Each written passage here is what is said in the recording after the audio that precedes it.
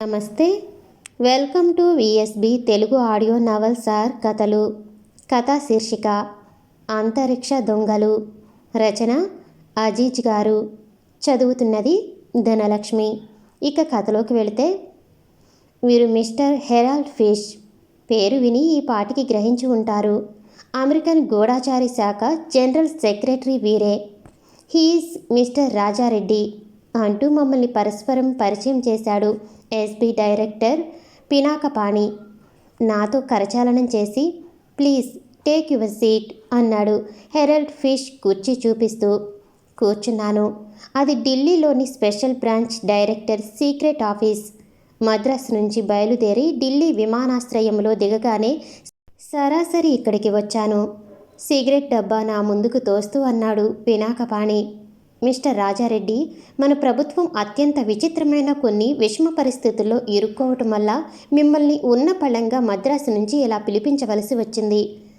అమెరికాలో ఉండవలసిన Herald fish గారిని ఇక్కడ మీ ఆఫీసులో చూడగానే అనుకున్నాను పరిస్థితి తీవ్రమై ఉంటుందని అన్నాను టిన్లోంచి సిగరెట్ లాగుతూ.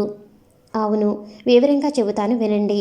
15 రోజుల క్రితం మన అంతరిక్ష పరిశోధనా సంస్థ స్టేలైట్ అనే గూఢచారి ఉపగ్రహాన్ని అంతరిక్షంలోకి వదిలింది.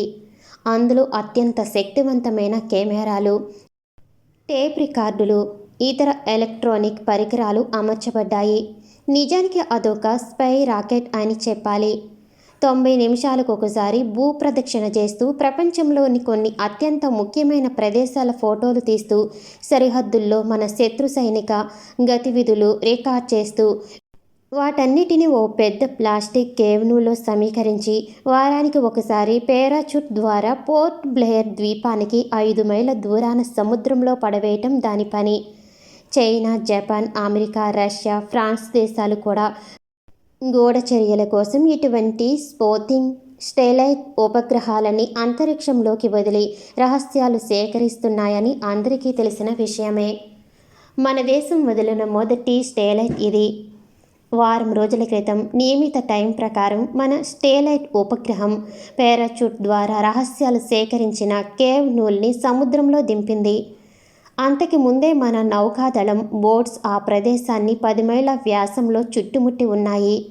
పారాచూట్ దిగగానే కేవ్ నూల్ని రీసెర్చ్ కోసం అంతరిక్ష పరిశోధనా సంస్థ ల్యాబొరేటరీలోకి తెచ్చి చూసిన మన సైంటిస్టులు దిగ్భ్రాంతి చెందారు. కేవ్నులో ఉన్న ఫోటో ఫిల్ములు, టేవులు అన్నీ ఒట్టివే. ఫిల్ములు ఎటువంటి ఫోటోలు తీయలేదు. టేవులు ఎటువంటి శబ్దాలు రికార్డ్ చేయలేదు. అన్నీ ఏమైపోయాయి? ఎవరు దొంగిలించారు అంటూ క్షణమాగాడు పినాకపాణి. బహుశా స్టేలైట్లోని పరికరాలు సరిగ్గా పనిచేయలేదేమో అన్నాను నా సందేహాన్ని వ్యక్తం చేస్తూ. పినాకపాణి తల విదిలించి, నో, పరికరాలన్నీ సజావుగానే పనిచేస్తున్నాయి. కేవ్నూల్ దిగిన 3వ రోజు మన ప్రభుత్వానికి ఈ ఆకాశరామన్న ఉత్తరం అందింది చూడండి అంటూ ఓ ఫైల్ తెరిచి దాంట్లోంచి ఓ కాగితం తీసిచ్చాడు. ఇంగ్లీష్లో టైప్ చేసిన లెటర్ అది. చాలా జాగ్రత్తగా చదివాను. మీ స్టేలైట్ వదిలిన కేవ్నులో ఏ రహస్యాలైతే ఉంటాయని మీరు ఆశపడ్డారో ఆ ఫోటోలు, టేబులు మా దగ్గర సురక్షితంగా ఉన్నాయి. కావాలనుకుంటే మీరు వాటిని తీసుకోవచ్చు. ధర $1,00,00,000. ఈ బేరం మీకు నచ్చితే 2 రోజుల లోపల న్యూ టైమ్స్ దినపత్రికలో ఓ ప్రకటన జారీ చేయాలి. 2 రోజుల్లో మీ అభిప్రాయం తెలపకుండే ఆ రహస్యాలన్నీ వేరే దేశానికి అమ్మేస్తాం. ఆలోచించండి అంతే. అంతకుమించి ఒకరి సంతకం కానీ మరో వాక్యం కానీ లేవు. ఈ ఉత్తరం అందిన మరుక్షణం మన ప్రభుత్వంలో తీవ్ర సంచలనం బయలుదేరింది. భూమికి ఎన్నో వేల మైళ్ళ దూరంలో అంతరిక్షంలో తిరుగుతున్న స్టేలైట్లోంచి భూమి మీద కంట్రోల్ రూమ్ కన్ను కప్పి రహస్యాలు ఎవరు దొంగిలించారు? ఎలా దొంగిలించగలిగారు? ఇది సంభవమేనా? మన దేశమే కాదు, అమెరికా, ఫ్రాన్స్, జపాన్, రష్యా, చైనాలు కూడా ఆ దొంగ బారి నుంచి తప్పించుకోలేకపోయాయి. అంతరిక్ష సైన్స్లో ఎంతో ప్రగతి సాధించిన, కొమ్ములు తిరిగిన సైంటిస్టులని పోషిస్తున్న అమెరికా వంటి మహాదేశాన్ని ఆ అంతరిక్ష దొంగలు 4 సార్లు దోచుకున్నారు. అమెరికా వదిలిన 4 గూఢచారి గ్రహాల నుంచి ఇలాగే రహస్యాలు దొంగిలించబడ్డాయి. వాటిని సంపాదించటానికి అమెరికా ప్రభుత్వం కోట్లకు కోట్లు ఆ అంతరిక్ష దొంగలకి ముట్టచెప్పవలసి వచ్చింది. అమెరికా వారి అంచనా ప్రకారం వారిలాగే చైనా ప్రభుత్వాన్ని 2 సార్లు, ఫ్రాన్స్ను 1 సారి, జపాన్ను 3 సార్లు, రష్యాను 2 సార్లు ఆ అంతరిక్ష దొంగలు దోచుకున్నారు. ఆ దేశాల సైంటిస్టులకి ఈ మర్మం ఏమిటో అంతుపట్టక ఇప్పటికీ తికమక పడుతున్నారు. ఏది ఏమైనా ఆ దొంగలని ఒక విధంగా అభినందించాలి. ఏ దేశానికి సంబంధించిన రహస్యాలైతే వాళ్ళు దొంగిలిస్తున్నారో ముందు ఆ దేశంతోనే బేరం కుదుర్చుకుని డబ్బు ముట్టాక రహస్యాలని యథాతథంగా అప్పచెబుతున్నారు. ఆయా దేశాలు విధిలేక ఎటు పాలుపోక పెద్ద పెద్ద మొత్తాలు ఇచ్చి వాటిని కనుక్కుంటున్నారు. ఇప్పుడు మనవంతు వచ్చింది. ఈ విషయం తెలియగానే మిస్టర్ హెరాల్డ్ ఫిష్ అమెరికా నుంచి హుటాహుటిన ఇక్కడికి వచ్చారు. మన దేశం ఇంటర్నేషనల్ ఫ్లయింగ్ క్లబ్ మెంబర్ కనుక ఆ క్లబ్ మెంబర్లైన అన్ని దేశాలు దాదాపు అంతరిక్ష దొంగల దోపిడీకి గురయ్యాయి కనుక వారికి మన ఈ క్లిష్ట సమయంలో ఆదుకునే బాధ్యత ఉంది. ఆ అంతరిక్ష దొంగల కూపీ తీయటానికి అగ్రరాజ్యాల గూఢాచారులెందరో ప్రపంచపు 4 మూలలా వ్యాపించి ఉన్నారు. సైంటిస్టులు నిద్రాహారాలు మాని గ్రహాల నుంచి రహస్యాలు ఎలా దొంగిలించబడుతున్నాయో కనిపెట్టడంలో నిమగ్నమై ఉన్నారు. దురదృష్టవశాత్తు ఇంతవరకు ఎటువంటి ఆచూకీ దొరకలేదు. ఇంతలో తమలాగే మన దేశము ఈ సమస్యకి గురి కావటంతో అమెరికా ప్రభుత్వానికి ఓ పథకం స్ఫురించింది. అంతరిక్ష దొంగలు మన నుంచి కోరిన $1,000,00,000 అమెరికా ప్రభుత్వం ఇవ్వటానికి సిద్ధంగా ఉంది. ప్రభుత్వ ఉన్నతాధికారులతోనూ పాలకులతోనూ సంప్రదించాక ఓ నిర్ణయానికి వచ్చి న్యూ టైమ్స్ దినపత్రికలో మన ప్రభుత్వం వాళ్ళ కోరిక మన్నించినట్టు ప్రకటన జారీ చేశాం. ఆ ప్రకటన వెలువడ్డ మరుసటి రోజు డబ్బు ఎక్కడ ఏ విధంగా అందచేయాలో సూచిస్తూ ఈ ఉత్తరం వచ్చింది చూడండి అంటూ ఫైల్లోంచి మరో కాగితం తీసి అందించాడు పినాకపాణి. భారతదేశం నుంచి నేరుగా మీ ప్రతినిధితో లేక మొరాకో దేశంలోని మీ దౌత్యాధికారినితో మొరాకో రాజధాని రబాత్ పంపాలి. ఆ వ్యక్తి సరిగ్గా ఈ నెల 14వ తేదీన సాయంత్రం 6 గంటలకి రబాత్ విమానాశ్రయంలోని ఎంక్వైరీ కౌంటర్ దగ్గర నిల్చోవాలి. అక్కడ అతనికి తెలియచేయబడుతుంది డబ్బు ఎక్కడ ఏ విధంగా ముట్ట చెప్పాలో.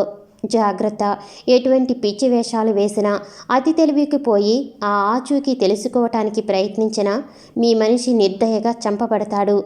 అంతరిక్ష గ్రహాల నుంచే రహస్యాలు దొంగిలించే మేము ఎటువంటి వాళ్ళమో మీకు వేరే చెప్పనవసరం లేదు. కాగితం మడిచి తిరిగి పినాకపాణికిస్తూ, నా ఊహ సరైనదే అయితే రాబాత్కు నేనే పంపబడుతున్నాననుకుంటున్నాను. మన కోసం అమెరికా ప్రభుత్వం అంత డబ్బు దేనికి ఖర్చు పెడుతుంది అడిగాను. పినాకపాణి నవ్వాడు. మీ సందేహం సహజమైనదే. రష్యా చైనాలు వ్యక్తిగతంగా రాజకీయ పరంగా ఒకరికొకరు బద్ధశత్రువులు. కానీ ఆ అంతరిక్ష దొంగల్ని కనుక్కోవటానికి ఆ 2 దేశాలు స్నేహపూర్వకంగా కలిసికట్టుగా కృషి చేస్తున్నాయి. రష్యా మన మిత్రరాజ్యం. మనం సహాయాన్ని గనక అర్థిస్తే రష్యా అన్ని విధాలా సహకరిస్తుందనటంలో ఎటువంటి సందేహం లేదు. ప్రస్తుతం అంతరిక్ష దొంగలతో సంపర్కం ఉన్న దేశం మన దేశం కనుక అమెరికా మనల్ని అడ్డం పెట్టుకుని తెర వెనుక ఉండి ఆ దొంగల్ని పట్టుకోవాలని ఆశపడుతున్నది. ఈ విధంగా మన దేశంతో చెలిమి కోరుతున్నది. పూర్తయిన సిగరెట్ని యాస్ట్రేలో నొక్కుతూ తలూపాను. మొరాకో రాజధాని రబాత్ విమానాశ్రయం అదే. ఎయిర్పోర్టులో విమానం దిగగానే లగేజ్లోంచి బ్రీఫ్ కేస్ అందుకుని స్టెన్స్ దిగి కిందికి వచ్చారు. దేశ విదేశాల మనుషులతో వచ్చేపోయే విమానాలతో విమానాశ్రయం సందడిగా ఉంది. సగానికి పైగా అరబ్బులే కనిపిస్తున్నారు. రంగురంగుల రకరకాల విద్యుత్ దీపాలతో విమానాశ్రయం భూతల స్వర్గంలా వెలిగిపోతుంది. రిస్ట్ వాచ్ చూసుకున్నాను. 6 గంటలు. రన్వే దాటి ప్లాట్ఫారం వైపు నడిచాను. కౌంటర్స్ మీది ఫ్లైట్స్ చెక్ చేసుకుంటూ వెళ్ళి ఎంక్వైరీ కౌంటర్ దగ్గర నిల్చున్నాను. అక్కడో చేంతాడంత క్యూ నిల్చునుంది. ప్యాసింజర్స్ ఒకరి తర్వాత ఒకరు తమ సందేహాలు సమాచారాలు కౌంటర్ క్లర్క్ని అడిగి తెలుసుకుంటున్నారు. బ్రీఫ్ కేస్ కింద పెట్టి చుట్టూ కలయ చూశాను. ఆ జన సమూహంలోనే ఎక్కడో అంతరిక్ష దొంగల ఏజెంట్ ఉండి ఉంటాడు. అతని ధ్యాస నా మీదే ఉండి ఉంటుంది. నా బ్రీఫ్ కేసులో కేవలం కొన్ని బట్టలు చిన్న సామాన్లు తప్ప మరేమీ లేవు.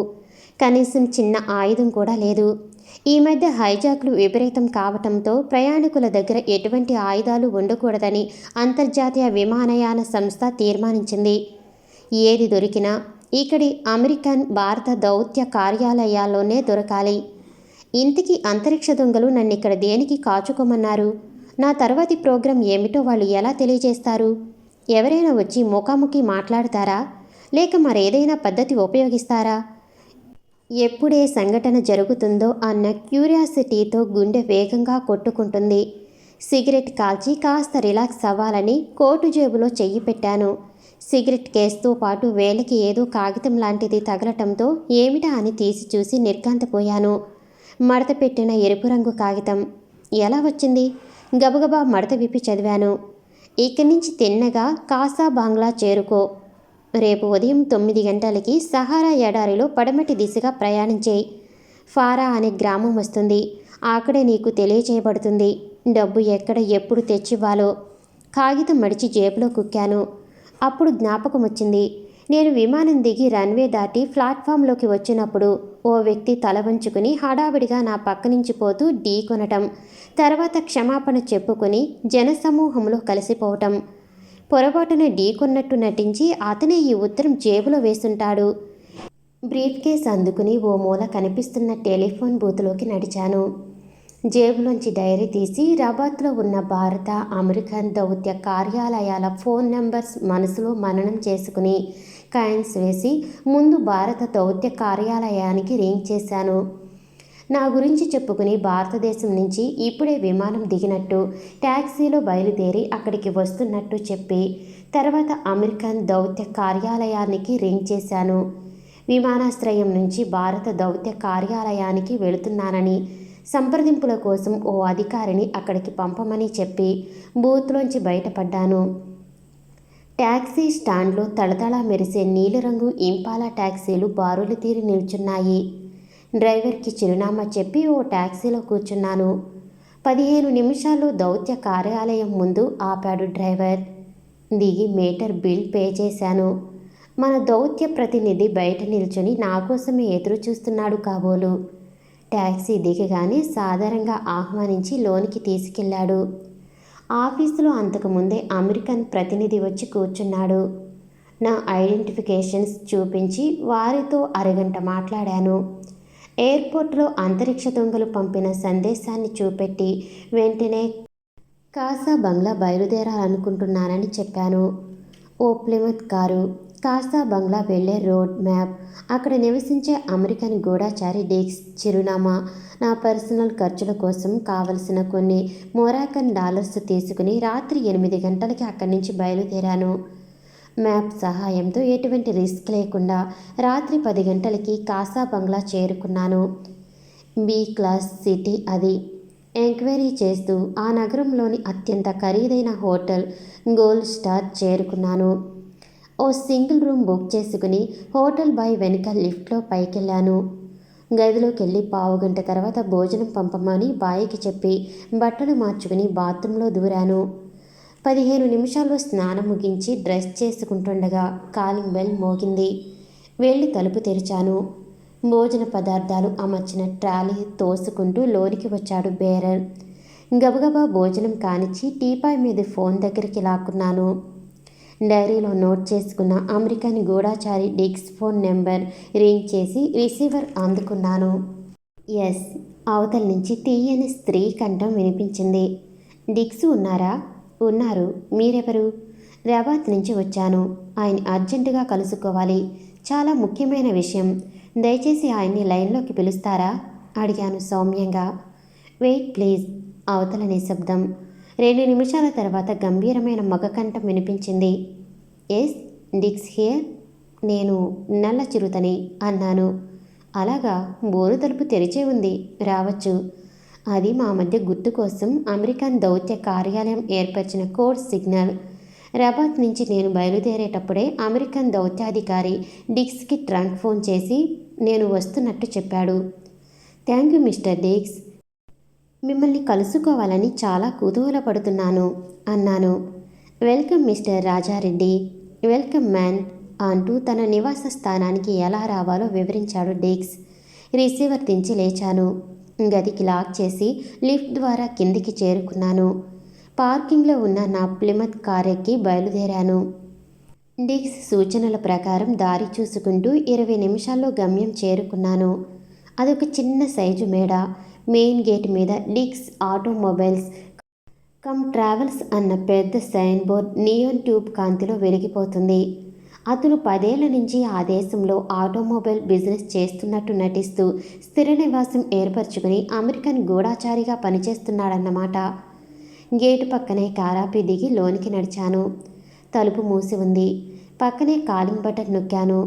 లోన ఎక్కడో బెల్ మోగుతున్నట్టు శబ్దం లీలగా వినిపిస్తుంది. 2 నిమిషాల తర్వాత తలుపు తెరుచుకుంది. ఎదురుగా ఆ దేశపు పాశ్చాత్య దుస్తుల్లో నిల్చుని ఉన్న అందమైన అరబ్ యువతి కనిపించేసరికి కాసేపు రెప్పవేయటం మరిచాను. రండి, డీక్స్ పైన ఉన్నారు అంది నవ్వుతూ. లోన అడుగుపెట్టాను. కాళ్ళ కింద మెత్తని తివాసి. హాల్లోని వస్తువులు, వాటిని అమర్చిన తీరు చూస్తుంటే పాతకాలపు అరబ్ ఖలీఫాల నివాసాలు జ్ఞాపకం వస్తాయి. హాలు పక్కన పైకి వెళ్ళటానికి మెట్లున్నాయి. ఆ యువతి తలుపు మూసి మెట్లవైపు నడిచింది. ఆమె నడకని, నడుస్తున్నప్పుడు లయగా కదిలే గుండ్రని పిరుదుల్ని చూస్తూ అనుసరించాను. మెట్ల గుండా పైకి చేరుకున్నాం. పైన తలుపు తెరిచి ఉన్న ఓ గదిలోకి వెళ్ళింది ఆ యువతి. నేను లోన అడుగుపెట్టాను. వెల్కమ్ మిస్టర్ రాజారెడ్డి అన్నాడు డీక్స్.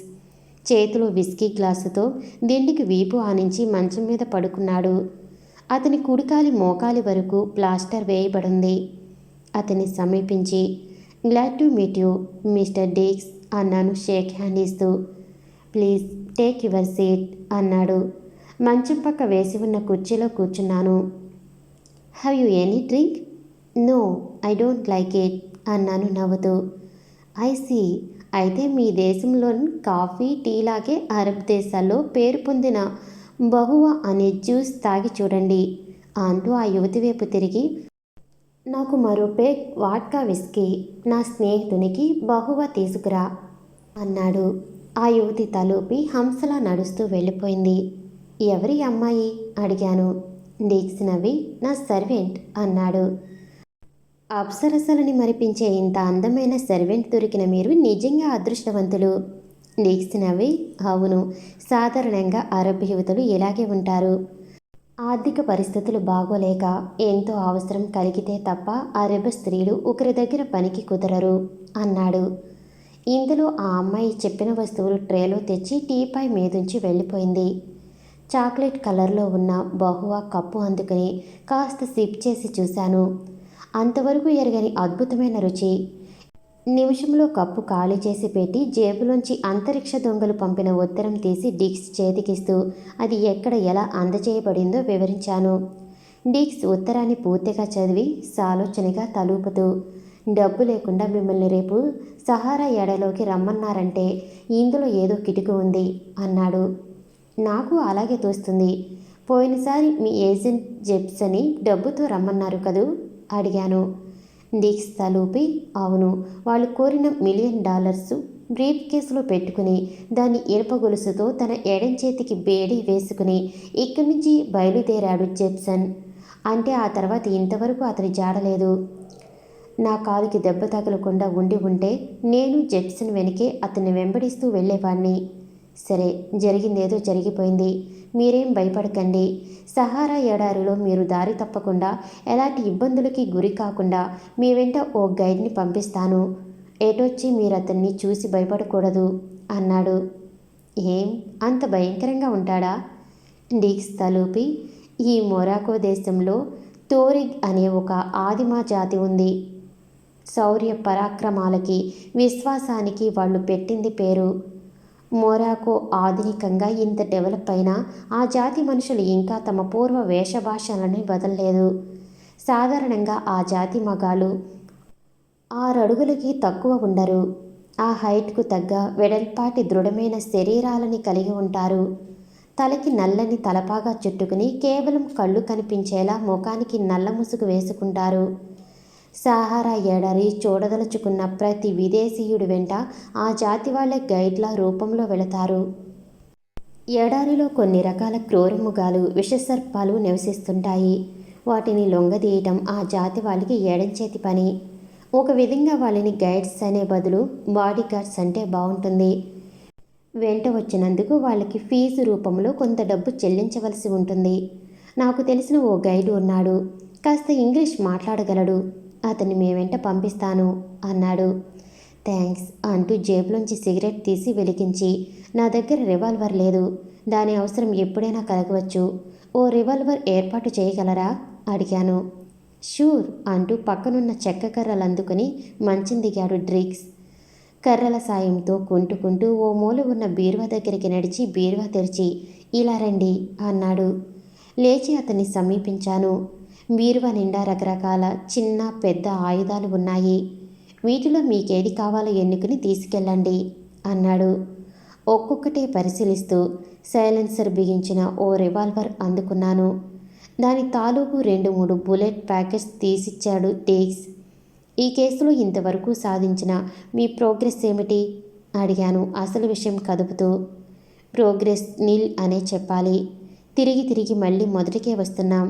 నా సర్వీసులో మొదటిసారి ఈ కేసులో చేతులెత్తవలసి వస్తుందేమోనని భయం వేస్తుంది అన్నాడు డీక్స్. అంత జటిలమైన కేసా ఇది? అవును, జటిలమైనదే. ఆ అంతరిక్ష దొంగలెవరో కానీ ప్రపంచ సైంటిస్టులందరినీ ముప్పుతిప్పలు పెట్టి 3 చెరువుల నీళ్లు తాగిస్తున్నారు. మా ఉపగ్రహాల నుంచి వాళ్ళు దొంగిలించిన రహస్యాలు కనుక్కోవటానికి మా ప్రభుత్వం 4 సార్లు పెద్ద మొత్తాలు చెల్లించవలసి వచ్చింది. మమ్మల్నే కాదు, ఆ దొంగలు ప్రతి దేశాన్ని సహారా ఎడారికి చేరువలో ఉన్న అరబ్ దేశాల్లోనే డబ్బు ముట్టచెప్పమని కోరుతున్నారు కనుక వాళ్ళ స్థావరం ఆ ఎడారిలోనే ఎక్కడో ఉండి ఉంటుందని అంచనా. ఇంతవరకు ఏమీ తేలలేదు. ఇక ఆ అంతరిక్ష దొంగల విషయంలో నా వ్యక్తిగతాభిప్రాయం చెబుతాను వినండి. ప్రపంచంలోని 5 అగ్రరాజ్యాలని చిటికెన వేలు మీద ఆడిస్తున్న ఆ అంతరిక్ష దొంగల నాయకుడు సామాన్యుడు కాడు. అఖండ మేధా సంపత్తి కలవాడు. నిజం చెప్పాలంటే అతను ఒక మహా సైంటిస్ట్ అయ్యుంటాడు. 2, వాళ్ళకొక పెద్ద ఆర్గనైజేషన్ ఉంటుంది. ఫ్లయింగ్ క్లబ్ సభ్య దేశాలన్నిటిలోనూ అతని ఏజెంట్స్ ఉండి ఉంటారు. సహారా ఎడారిలో ఎక్కడో ఒక చోట అతని ల్యాబొరేటరీ ఉండి ఉంటుంది. అందులో అతను సృష్టించిన అత్యంత శక్తివంతమైన పరికరాలు ఉండి ఉంటాయి. అతనేదో కొత్త రకం టెలిమెట్రిక్ సిస్టమ్ కనిపెట్టి ఉంటాడు. సవ్యరీతులలో కొన్ని ఎలక్ట్రానిక్ రిసీవర్లు సృష్టించి ఉంటాడు. అంతరిక్షంలో తిరిగే మన ఉపగ్రహాల్లోని ఎలక్ట్రానిక్ పరికరాలు కోడ్ సిగ్నల్స్ రూపంలో వివరాలు రికార్డ్ చేస్తాయి. ఆ దొంగ సైంటిస్ట్ తను కనిపెట్టిన రిసీవర్ల ద్వారా భూమి మీదే ఉండి ఆ వివరాలని స్వీకరించిన తన పరికరాల్లో రికార్డ్ చేసుకుంటున్నాడు. ఇంకాస్త స్పష్టంగా చెప్పాలంటే మన ఉపగ్రహాల్లోని టేప్ రికార్డుల్లో ఆ రహస్యాలు రికార్డ్ కానివ్వకుండా వాటిని తన వైపు మళ్లించుకుంటున్నాడన్నమాట అన్నాడు డీక్స్. సరే, అలాగే జరుగుతుందనుకుందాం. అతను కేవలం కోడ్ సిగ్నల్స్ని ఉపగ్రహాల్లో రికార్డ్ కానివ్వకుండా తన వైపు మళ్లించుకోగలడు. కానీ ఉపగ్రహాల్లో అమర్చిన టెలివిజన్ కెమెరాల నుంచి ఫోటోలు ఎలా మాయం చేస్తున్నాడు అడిగాను. డీక్స్ నవ్వి అది ఈ పద్ధతిలోనే జరగవచ్చుగా. ఉపగ్రహాల్లో అమర్చిన కెమెరాల లెన్సులు ఉపగ్రహాల బయట ఉంటాయి. ఫిల్మ్ కెమెరా లోపల ఉండదు. కెమెరా వెనుక భాగంలో ప్రత్యేకంగా తయారు చేసిన ఒక కేసులో ఉంటుంది. లెన్స్ తను ఏదైతే చూస్తుందో ఆ దృశ్యాన్ని ఎలక్ట్రిక్ సిగ్నల్ సహాయంతో వెనుక ఫిల్మ్ వరకు అందచేస్తుంది. పైన పేర్కొన్న విధంగానే ఆ దృశ్యాలని ఫిల్మ్ వరకు వెళ్ళనివ్వకుండా భూమి వైపు మళ్లింపబడుతున్నాయి అన్నాడు. ఇలా జరగటం సంభవమేనా? సంభవం కనుకనే అవి కాజేయబడుతున్నాయి. మరి నేను పలకలేదు. కాసేపు తీవ్రంగా ఆలోచించి అన్నాను. మీ తర్కం ఆమోదయోగ్యంగానే ఉంది. మీరు చెప్పినట్టే జరుగుతుందనుకుంటే ఆ సైంటిస్టు ల్యాబ్లో శక్తివంతమైన రాడార్ ఉండి ఉంటుంది. ఎంతో ఎత్తైన రాడార్ ఉంటే తప్ప అంతరిక్షంలో తిరిగే ఉపగ్రహాల రహస్యాలు భూమి మీదకి లాగటం అసంభవం. డీక్స్ తలూపాడు. అయితే ఎడారిలో అతని స్థావరం ఎక్కడో కనుక్కోవటం సులభమే కదా. మన దగ్గర ఎంతో అధునాతనమైన శబ్ద తరంగాలని పసిగట్టే పరికరాలున్నాయి. పైగా అతని స్థావరంలో ఉండే ఎత్తైన రాడార్ దూరం నుంచే కనిపిస్తుంది కదా. డీక్స్ నవ్వి అటువంటి రహస్యమైన శబ్ద తరంగాలని కనుక్కోవటానికి మా సైంటిస్టులు నిర్విరామంగా కృషి చేస్తూనే ఉన్నారు. కానీ ఇంతవరకు ఎలాంటి కూపీ తీయలేకపోయారు. పోతే మీరు చెప్పిన రాడార్ సంగతి. మా విమానాలు, అరబ్ దేశాల విమానాలు సహారా ఎడారిపైన గస్తీ తిరుగుతూ అటువంటి రాడార్ ఎక్కడైనా కనిపిస్తుందేమో కనుక్కోవటానికి అహోరాత్రులు శ్రమించి విఫలమయ్యారు అన్నాడు. డీక్స్ గుడ్ నైట్ చెప్పి సెలవు తీసుకుని హోటల్ చేరుకున్నాను. తలుపు మూసి బట్టలు మార్చుకుని స్లీపింగ్ గౌన్ తొడుక్కుంటూ పడుకోవటానికి మంచం వైపు నడిచాను. సరిగ్గా అదే సమయంలో మోగింది టెలిఫోన్. ఎవరా అని రిసీవర్ ఎత్తి ఎస్ అన్నాను. రాజారెడ్డి గారేనా? అవతల నుంచి అపరిచిత స్త్రీ కంఠం విని నివ్వెరపోయాను. వేళ కాని వేళ, దేశం కాని దేశంలో ఒక అపరిచిత స్త్రీకి నా పేరెలా తెలుసు? నేనిక్కడున్నానని ఎలా తెలుసు? చెప్పలేని ఆశ్చర్యంతో అవును, మీరెవరు అడిగాను. చెబుతాను, నేను మిమ్మల్ని కలుసుకోవచ్చా? ఆమె మాట్లాడే తీరు అమెరికన్లా ఉంది. ఎప్పుడు అడిగాను. ఇప్పుడే. మీ కంఠాన్ని పోల్చుకోలేకపోతున్నాను. నిజమే, ఎందుకంటే ఇంతకు ముందు మనం ఎక్కడా కలుసుకోలేదు. అయితే మీ పరిచయం ఏమిటో చెప్పి నా కుతూహలాన్ని దూరం చెయ్యండి. నా పరిచయాన్ని ఇలా ఫోన్లో గాక ముఖాముఖి చేసుకుంటేనే బాగుంటుందనుకుంటున్నాను. ఇంత రాత్రివేళ ఎక్కడి నుంచి మాట్లాడుతున్నారు? ఇదే హోటల్లోని రూమ్ నెంబర్ 110 నుంచి. అలాగా, అయితే రండి. Thank you. 10 నిమిషాల తర్వాత తలుపు మీద టకటక చప్పుడయింది. రివాల్వర్ అందుకుని అటు నడిచాను. ట్రిగ్గర్ మీద వేలు రెడీగా ఉంచి గడియలాగాను. ఎలాంటి ప్రమాదాన్ని మెడకు చుట్టుకోవటం నాకిష్టం లేదు. చట్టుకున్న తలుపు తెరిచి రెక్క వెనుక నక్కాను. గదిలో అడుగుపెట్టిన ఆ అమెరికన్ యువతిని చూడగానే క్షణం రెప్పవేయటం మర్చిపోయాను. 35 ఏళ్లుంటాయి ఆమెకి. భుజాల వరకు కత్తిరించిన బంగారు రంగు జుట్టు, నీలి కళ్ళు, ఎర్రని పెదాలు, పాలరాతి గ్రీకు శిల్పాన్ని జ్ఞప్తికి తెచ్చే ఆ అందమైన అమెరికన్ రంభని ఎక్కడా చూసిన గుర్తులేదు. తలుపు వెనుక నుంచి యువతలికి వచ్చిన నన్ను చూసి హలో అంది. మర్యాద కోసం తలూపి చిన్నగా నవ్వాను. మిమ్మల్ని కలుసుకోవటానికి వచ్చే అతిథులకి ఇలాగే స్వాగతం పలుకుతారా? అడిగింది పిస్తూల్ వైపు చూపిస్తూ. నా గురించి మీకు పూర్తిగా తెలిసి ఉంటే ఇది కూడా తెలిసి ఉండాలి. నేను చేపట్టిన వృత్తిలో రవ్వంత పొరపాటు నా ప్రాణాలకే ముప్పు తెచ్చిపెడుతుందని అన్నాను గౌన్ జేబులో పిస్తూలు వేసుకుంటూ. ఆమె నవ్వి తెలుసు, అందుకే మీ కేర్ఫుల్ మైండ్ని అభినందిస్తున్నాను. అయినా నా వంటి ఒక ఆడది మిమ్మల్ని చేయగలదు. నేను మీ శత్రువుని కాను అంది చనువుగా వెళ్ళి సోఫాలో కూర్చుంటూ. ఏమో, ఎవరికి తెలుసు? ముందు మీరు నా శత్రువు కాదని నిరూపించాలి. ఎలా? మీ పేరేమిటి? నా పూర్తి పేరు గ్లోరియా లెబ్లిన్. అమెరికాలోని లెబ్లిన్ ఎలక్ట్రానిక్స్ పేరు మీరు వినే ఉంటారు. అవును, విన్నాను. అమెరికాలోని ప్రముఖ ఎలక్ట్రానిక్స్ సంస్థ అది. ఆ సంస్థ ముఖ్యమైన ప్రాజెక్ట్ కోసం కావలసిన ఎలక్ట్రానిక్ పరికరాలు తయారు చేసి ఇస్తుంది. అమెరికన్ అంతరిక్ష కార్యకలాపాల్లోనూ ఆ సంస్థ ప్రముఖ పాత్ర వహిస్తుంది. అయితే ఆమె నవ్వి ఇంకా అర్థం కాలా? నా పేరు గ్లోరియా లెబ్లిన్ అంది మళ్ళీ. క్షణం ఆలోచించి అన్నాడు. ఓహో, అయితే మీరా సంస్థ అధిపతి మిస్టర్ లెబ్లిన్ కూతురని చెప్పాలనుకుంటున్నారా? కూతురు కాదు, భార్యని. క్షణం నా నోటి వెంట మాట పెగల్లేదు. ఆశ్చర్యంగా ఆమెను చూస్తుండిపోయాను. కొన్నాళ్ళ క్రితం మా వారు పోయిన విషయం మీకు తెలిసే ఉంటుంది. ఇప్పుడు నేను విధవని. ఆయన పోయిన విషయం నాకు తెలుసు. కానీ 70 ఏళ్ల మిస్టర్ లెబ్లిన్కు ఇంత అందమైన వయసులో ఉన్న భార్య కూడా ఉండేదని తెలియదు అన్నాను సిగరెట్ అంటించి. క్షణక్షణానికి వ్యవహారం ఊహించని మలుపులు తిరుగుతుంది. గ్లోరియా నవ్వి మనిషి మనసు ఆరోగ్యంగా ఉండాలి కానీ వయసుతో పనేమిటి? నేను వారితో 6 ఏళ్లు కాపురం చేశాను. ఒక యువక భర్తలాగే ఆయన నన్ను ప్రేమించేవారు. అన్ని అవసరాలు తీర్చేవారు. నా పట్ల ఆయన అపార ప్రేమకు నిదర్శనం. ఆయన తరువాత ఇప్పుడు లెబ్లిన్ ఎలక్ట్రానిక్స్ సంస్థకి, కోట్ల ఆస్తికి నేనే అధిపతిని అంది. ఏం, ఆయనకి కొడుకులు కూతుళ్ళు ఎవరూ లేరా? ఆయన మొదటి భార్య వల్ల కలిగిన కొడుకున్నాడు. గొప్ప మేధా సంపత్తి కలవాడు. ఎలక్ట్రానిక్ ఇంజనీరింగ్లో ఆ కుర్రాడితో సరితూగే వ్యక్తి పూర్తి అమెరికాలోనే లేడు. అంతటి మేధావి. కానీ ఆ అబ్బాయికి ఇంకా మైనారిటీ తీరలేదు. అందుకే నా భర్త తన వీలునామాలో కొడుక్కి మైనారిటీ తీరే వరకు నన్ను గార్డియన్గా నియమించిపోయారు. దీన్ని బట్టి ఆయనకి నా మీద ఎంతటి నమ్మకం, విశ్వాసం ఉండేదో మీరు ఊహించవచ్చు అంది గ్లోరియా. సాలోచనగా తలూపి మీ సవతి కొడుకు పేరేమిటి అడిగాను. Fiddle cross. వాడికి ఇంకా 22 ఏళ్లే. ఇంతకీ మీరు ఈ కాసా బంగ్లాలో ఈ హోటల్లో ఏం చేస్తున్నారు? నాతో ఏమిటి పని? చాలా ముఖ్యమైన పనే. కేవలం మిమ్మల్ని కలుసుకోవటానికి ఇక్కడికి వచ్చాను. ఈ రాత్రి 7 గంటల ప్రాంతంలో నా ప్రైవేట్ విమానంలో బయలుదేరి రబాత్ విమానాశ్రయంలో దిగాను. అక్కడి నుంచి అమెరికన్ దౌత్య కార్యాలయానికి ఫోన్ చేసి కనుక్కుంటే మీ గురించి తెలిసింది. వెంటనే ఓ కిరాయి హెలికాప్టర్ తీసుకుని ఇక్కడ దిగాను. మీరు చెప్పేవన్నీ నిజమేనని, ఐ మీన్ లెబ్లిన్ భార్య మిసెస్ గ్లోరియా లెబ్లిన్ మీరే అని ఏమిటి నమ్మకం? గ్లోరియా ఈసారి కాస్త గట్టిగా నవ్వి, చూపిస్తాను అంటూ వేసుకున్న ఖరీదైన గౌన్ బాడీలోకి చెయ్యి పోనిచ్చింది. బాడీ లోపల చిన్న సైజు లేడీస్ రివాల్వర్ పెట్టుకుందేమో, అది తీస్తుందేమో అన్న అనుమానం మెరుపులా రావటంతో నేను నా కుడి చేతిని స్లీపింగ్ గౌన్ జేబు దగ్గరికి రెడీగా పెట్టుకున్నాను.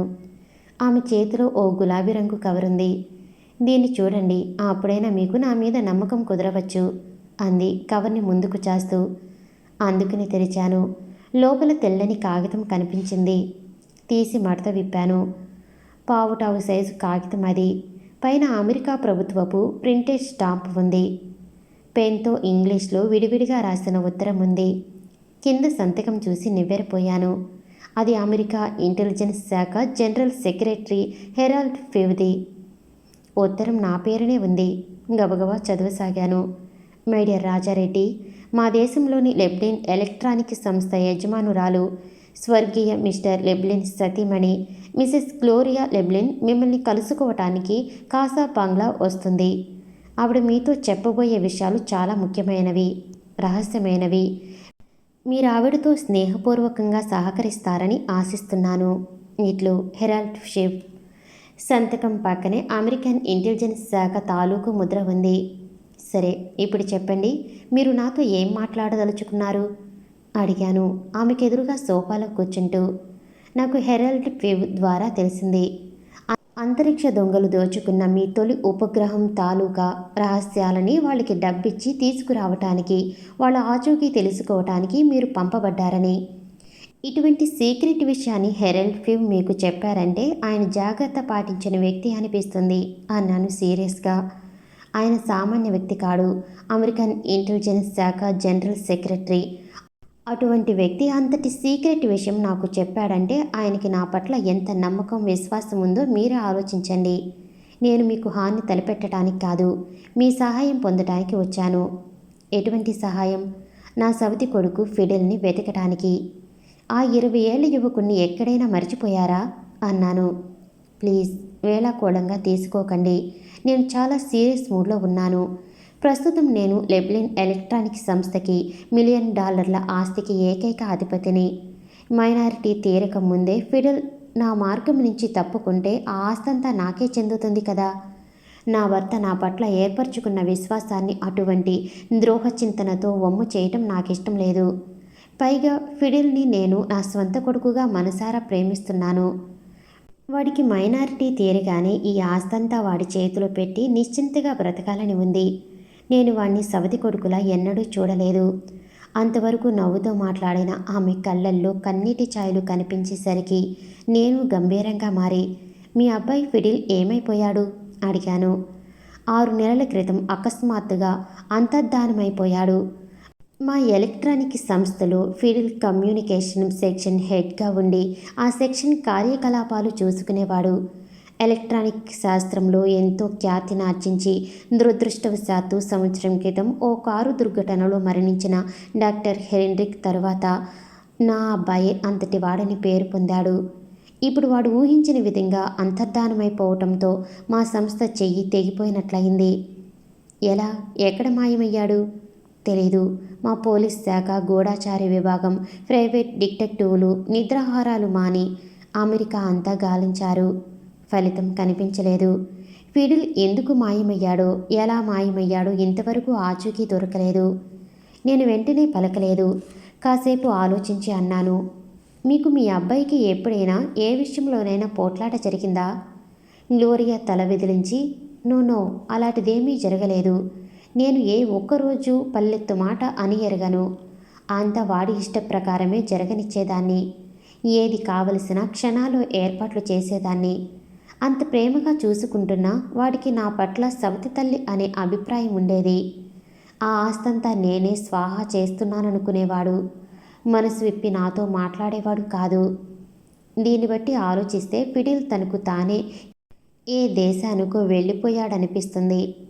నో, ఫిడిల్ మరో దేశంతో చేతులు కలిపి తన మాతృదేశానికి ద్రోహం చేస్తాడని ఎట్టి పరిస్థితుల్లోనూ అనుకోను. అయితే ఈ విషయంలో నేనేం చేయగలను?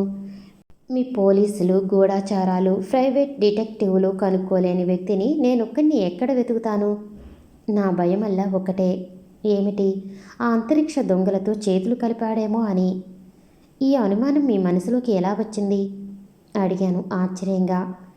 ఎందుకంటే వారం రోజుల క్రితం ఫిడిల్ రాసిన ఉత్తరం నాకు అందింది. వాట్? అవును, ఆ ఉత్తరం ఈ నగరం నుంచి పోస్ట్ చేయబడింది. ఏమని రాశాడు? మా ఎలక్ట్రానిక్ సంస్థ తాలూకు ఓ ప్రత్యేకమైన ఫైల్ కావాలని రాశాడు. ఆ ఫైల్లో ఏముంది?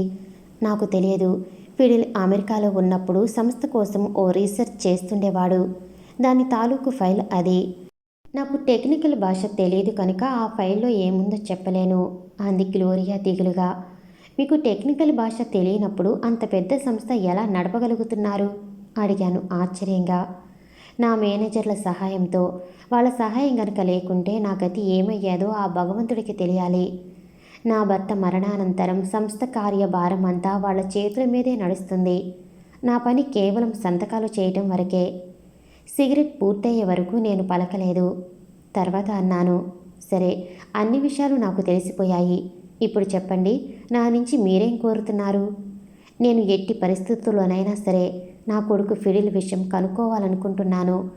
అదృష్టవశాత్తు అతను మీకు దొరికితే ఏం చేస్తారు? కాళ్ళవేళపడి తిరిగి అమెరికా తీసుకెళ్తాను. ఒకవేళ నిజంగా అతనికి ఆ అంతరిక్ష దొంగలతో సంబంధం ఉండి ఉంటే? అయినా సరే అతని నా వెంట తీసుకువెళ్ళి తీరుతాను. తీసుకెళ్ళి దేశద్రోహిగా విచారణ జరపమని మీ ప్రభుత్వానికి అప్పచెప్పాలనా? నో, అతని మీద ఎటువంటి విచారణ జరపబడదు. హెరాల్డ్కి ఇప్పుడు 22 ఏళ్లే. కాస్త కోపం, ఆవేశం జాస్తి. చిన్న వయసైన ఎలక్ట్రానిక్ ఇంజనీరింగ్లో అతన్ని మించిన వ్యక్తి ప్రస్తుతం అమెరికాలో లేడు. అటువంటి జీనియస్ వ్యక్తి తప్పుదారిలో తన జీవితాన్ని పాడు చేసుకోవటం మా ప్రభుత్వానికి ఎంతమాత్రం ఇష్టం లేదు. అందుకే అతని తప్పులని చిన్నతనపు చేష్టలుగా ఎంచి క్షమాభిక్ష పెట్టడానికి మా ప్రభుత్వం సిద్ధంగా ఉంది. మీరు ఈ ఊరికి వచ్చాక ఇక్కడి మీ గూఢాచారి డిక్స్ని కలిశారా? నో, ఇంకా కలవలేదు. మీ అబ్బాయి కోరిన ఆ ఫైల్ ఇప్పుడు ఎక్కడుంది? ఇక్కడే, నా గదిలోనే ఉంది. దాన్ని ఓమారు నాకు చూపిస్తారా? తప్పకుండా. నేను మిమ్మల్ని నమ్ముతున్నాను. మీరు నన్ను నమ్మినా నమ్మకపోయినా పర్వాలేదు. దయచేసి ఇప్పుడే ఆ ఫైల్ తెచ్చి నాకు చూపించటానికి మీకేమైనా అభ్యంతరం ఉందా? నో, ఇప్పుడే పట్టుకొస్తానుండండి అంటూ లేచి తలుపు తెరుచుకుని వెళ్ళిపోయింది గ్లోరియా. ఆమెతో జరిగిన సంభాషణ మరోసారి రివిజన్ చేసుకున్నాను.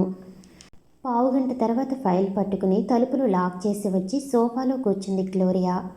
ఫైల్ తెరిచి దాంట్లో ఉన్న ఓ క్యాబినెట్ సైజ్ ఫోటో తీస్తూ, ఫైల్ చూసే ముందు ఈ ఫోటో ఒకసారి చూడండి అంది. ఫోటో అందుకుని పరీక్షగా చూశాను. అదొక గ్రూప్ ఫోటో. అందులో గ్లోరియా తన భర్త లెబ్లిన్ పక్కన కూర్చుంది. వారి వెనుక 4-5 అమెరికా రాజకీయ నాయకులు ఉన్నారు. అందులో కుడిపక్క చివరన నిల్చున్న యువకుడే మా అబ్బాయి ఫిడిల్ అంది గ్లోరియా. నా దృష్టి ఆ యువకుడి మీద నిలిచింది. డార్క్ బ్లూ కలర్ సూటులో నిండుగా నవ్వుతూ చాలా స్మార్ట్గా కనిపిస్తున్నాడు. ఫోటో తిరిగి ఆమెకిస్తూ, ఇప్పుడు నమ్ముతున్నాను, మీరు నిజంగా మిసెస్ గ్లోరియా లెబ్లిన్ అని అన్నాను. థ్యాంక్ యూ అంటూ ఫైల్ ముందుకు చాచింది. అందుకుని కవర్ మీది కొటేషన్ చదివాను. పర్సనల్ రీసెర్చ్ ఫైల్ అని ఉంది. సాలోచనగా తలూపుతూ ఫైల్ తెరిచి జాగ్రత్తగా పరిశీలించసాగాను. కొద్ది నిమిషాల్లోనే గ్రహించాను అది ఎలక్ట్రానిక్ థెరపీకి సంబంధించిన ఏదో రీసెర్చ్ మేటర్ అని. ఈ ఫైల్ని ఎక్కడ ఏ విధంగా అందచేయమని చెప్పాడు ఫిడిల్? ఇంకా ఏమీ చెప్పలేదు. ఉత్తరంలో కేవలం ఈ ఫైల్ తీసుకుని సరాసరి కాసాబ్లాంక్ చేరమని, ఈ హోటల్లో దిగమని రాశాడు. అతని ఆదేశానుసారం ఇక్కడికి వచ్చాను. ఇప్పుడు అతని తర్వాత సందేశం కోసం ఎదురు చూస్తున్నాను. అప్పుడే మీ సహాయం నాకు కావాలి. ఫిడిల్ ఈ ఫైల్ కోసం స్వయంగా వచ్చి నన్ను కలుసుకున్నా లేదా నన్ను మరెక్కడైనా రమ్మన్నా మీరు నా వెంట ఉండాలి. ఆల్ రైట్, నేను మీకు సహాయపడటానికి సిద్ధంగా ఉన్నాను. ఈ ఫైల్ని ఈ రాత్రి నా దగ్గర వదిలి వెళ్ళటానికి మీకేమైనా అభ్యంతరం ఉందా? దేనికి? రాత్రంతా ఈ ఫైల్ని ఓ మారు స్టడీ చేయాలనుకుంటున్నాను. గ్లోరియా పలకలేదు. కాసేపు ఆలోచించి ఏమనుకుందో ఏమో. ఆల్ రైట్, మీ దగ్గరే ఉంచండి, నే వెళ్ళి కాస్త విశ్రాంతి తీసుకుంటాను, గుడ్ నైట్ అని వెళ్ళిపోయింది. టీపాయ్ మీద ఫోన్ దగ్గరికి లాక్కుని రబాత్లోని భారత రాయబార కార్యాలయానికి రింగ్ చేశాను. వెంటనే భారతదేశానికి మెసేజ్ పంపి మద్రాసులో ఉన్న ఆ అసిస్టెంట్ డేవిడ్ని రేపు సాయంత్రంలోగా మొరాకో చేరే ఏర్పాటు చేయించమని చెప్పి రిసీవర్ దించి తేలిగ్గా నిట్టూర్చాను. డేవిడ్ సహాయం లేనిదే నేనొక్కడిని ఈ కేసులో పనిచేయలేననిపిస్తుంది. గది తలుపులు లాక్ చేసి వచ్చి సోఫాలో కూర్చుని గ్లోరియా ఇచ్చి వెళ్ళిన ఫైల్ తెరిచాను. టెలిఫోన్ గణగణ మోగటంతో కోట్ తొడుక్కుంటూ వెళ్ళి రిసీవర్ ఎత్తాను. గుడ్ మార్నింగ్ సార్, అవతల హోటల్ మేనేజర్ కంఠం వినిపించింది. రిస్ట్ వాచ్ చూసుకున్నాను. ఉదయం 8 గంటలు. గుడ్ మార్నింగ్, ఏమిటి అడిగాను. మీరు తోరిక్ జాతి ఎడారి గైడ్ని పిలిపించారా? అప్పుడు జ్ఞాపకం వచ్చింది, రాత్రి డిక్స్ నా వెంట ఓ గైడ్ని పంపుతానన్న విషయం. అవును, అతను వచ్చాడా అడిగాను. అవును, ఇప్పుడే వచ్చాడు. మీ గురించి అడిగితే ఫోన్ చేసి కనుక్కుంటానని నిల్చోపెట్టాను. గదికి పంపించమంటారా? నో, అతన్ని పోర్టుకోలో నా కోసం వెయిట్ చేయమనండి. తయారై ఇప్పుడే వస్తున్నాను. ఓకే, అవతల క్లిక్ మంది. సరిగ్గా అదే సమయంలో గదిలో కాలింగ్ బెల్ మోగింది. రిసీవర్ క్రెడిల్ చేసి వెళ్ళి తలుపు తెరిచాను. Gloria Leblin. Good morning madam, welcome అన్నాను తలుపు కడ్డం తొలగి. Very good morning, how are you అంటూ లోన అడుగుపెట్టింది. ఫైన్ అన్నాను ఆమె నకసక పర్యంతము పరీక్షిస్తూ. రాత్రి కంటే ఆమె అందం ఇప్పుడు కాస్త పెరిగినట్టు తోచింది. బహుశా మేకప్లో ప్రత్యేకంగా శ్రద్ధ తీసుకుందేమో. ఆమె ఫైల్ తిరిగి ఆమెకిస్తూ అడిగాను. ఫిడిల్ నుంచి ఏదైనా సందేశం వచ్చిందా? నో, ఇంకా రాలేదు. మీరెక్కడికి తయారవుతున్నారు? అంతరిక్ష తుంగల ఆదేశానుసారం నేను సహారా ఎడారిలో ప్రవేశించి పడమటి దిక్కున ప్రయాణం చెయ్యాలి. ఫారా అనే గ్రామం వస్తుందట. అక్కడ నాకు మరో సందేశం ఇవ్వబడుతుందట అన్నాను గుళ్ళు నిండిన పిస్తోలు జేబులో వేసుకుంటూ. అయితే నేను మీ వెంట వస్తాను అంది గ్లోరియా ఉత్సాహంగా. మీరా అన్నాను నోరు తెరిచి. ఏం రాకూడదా? రెండో వ్యక్తిని వెంట పెట్టుకు వచ్చానని తెలిస్తే వాళ్ళకి కోపం రావచ్చు. మీ వంటి అప్సరసని వాళ్ళు ఎత్తుకుపోకుండా ఊరుకుంటారని ఏమిటి గ్యారంటీ అన్నాను నవ్వుతూ. గ్లోరియా పకపక నవ్వి, జోకులు విసరటంలోనూ మీరు గటికలేననిపిస్తుంది. బాల్యం నుంచి సుఖజీవనానికి అలవాటు పడ్డ నాకు అడ్వెంచర్స్ అంటే చాలా ఇష్టం. అయినా మీ వెంట ఎవరిని తీసుకురావద్దని వాళ్ళేమీ ఆంక్షలు పెట్టలేదుగా. నన్ను తీసుకువెళ్ళండి ప్లీజ్ అంది ప్రాధేయపడుతూ. అలాంటి షరతులేవి పెట్టలేదు, కానీ మీ వంటి సుకుమారి ఆ భయంకర ఎడారిలో మండే ఎండలో ఎలా గడపగలదా అని ఆలోచిస్తున్నాను. చాలా ప్రమాదకర ప్రయాణం. ప్రమాదం నా ఒక్కదానికేనా? మీకు లేదా? ఇద్దరం వెళితే ఒకరికొకరం తోడైనా ఉంటాం. ప్లీజ్ కాదనకండి. నా వెంట ఓ ఎడారి గైడ్ వస్తున్నాడు. నా గురించి మీరేం కంగారు పడకండి. అయితే ఇంకేం, ఆ గైడ్ మనిద్దరిని ప్రమాదాల నుంచి కాపాడుతాడు. ఉండండి, ఇప్పుడే వస్తాను అంటూ హడావిడిగా గదిలోంచి బయటికెళ్ళింది గ్లోరియా. 10 నిమిషాల్లోనే ఓ ఎయిర్ బ్యాగ్ చంకన తగిలించుకుని తిరిగి వచ్చింది.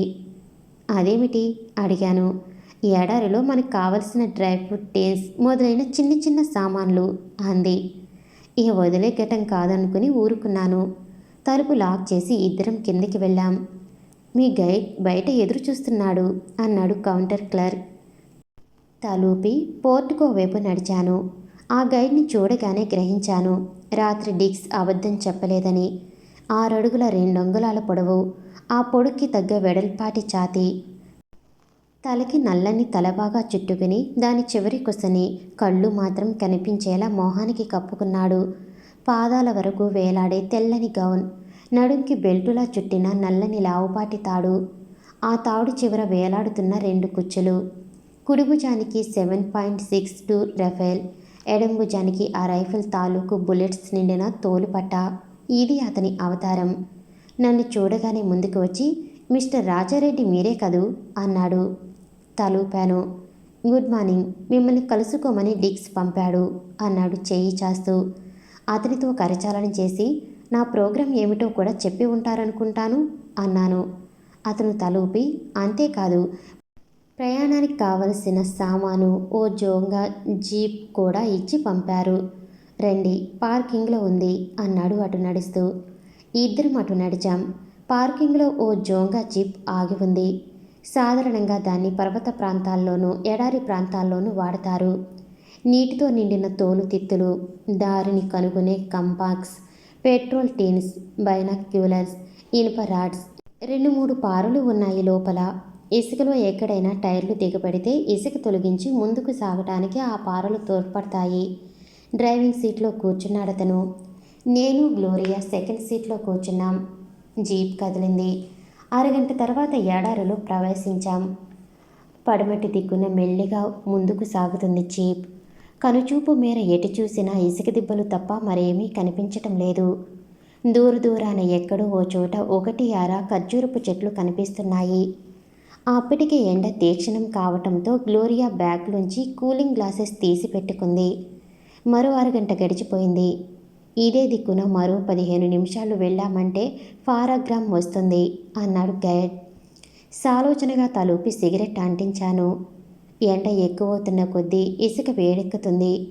చూస్తూనే మా బట్టలన్నీ చెమటతో నిండిపోయాయి. గాలి వేగానికి ఎగిరే ఇసుకతో మా జుట్టు, మొహాలు నిండిపోయాయి.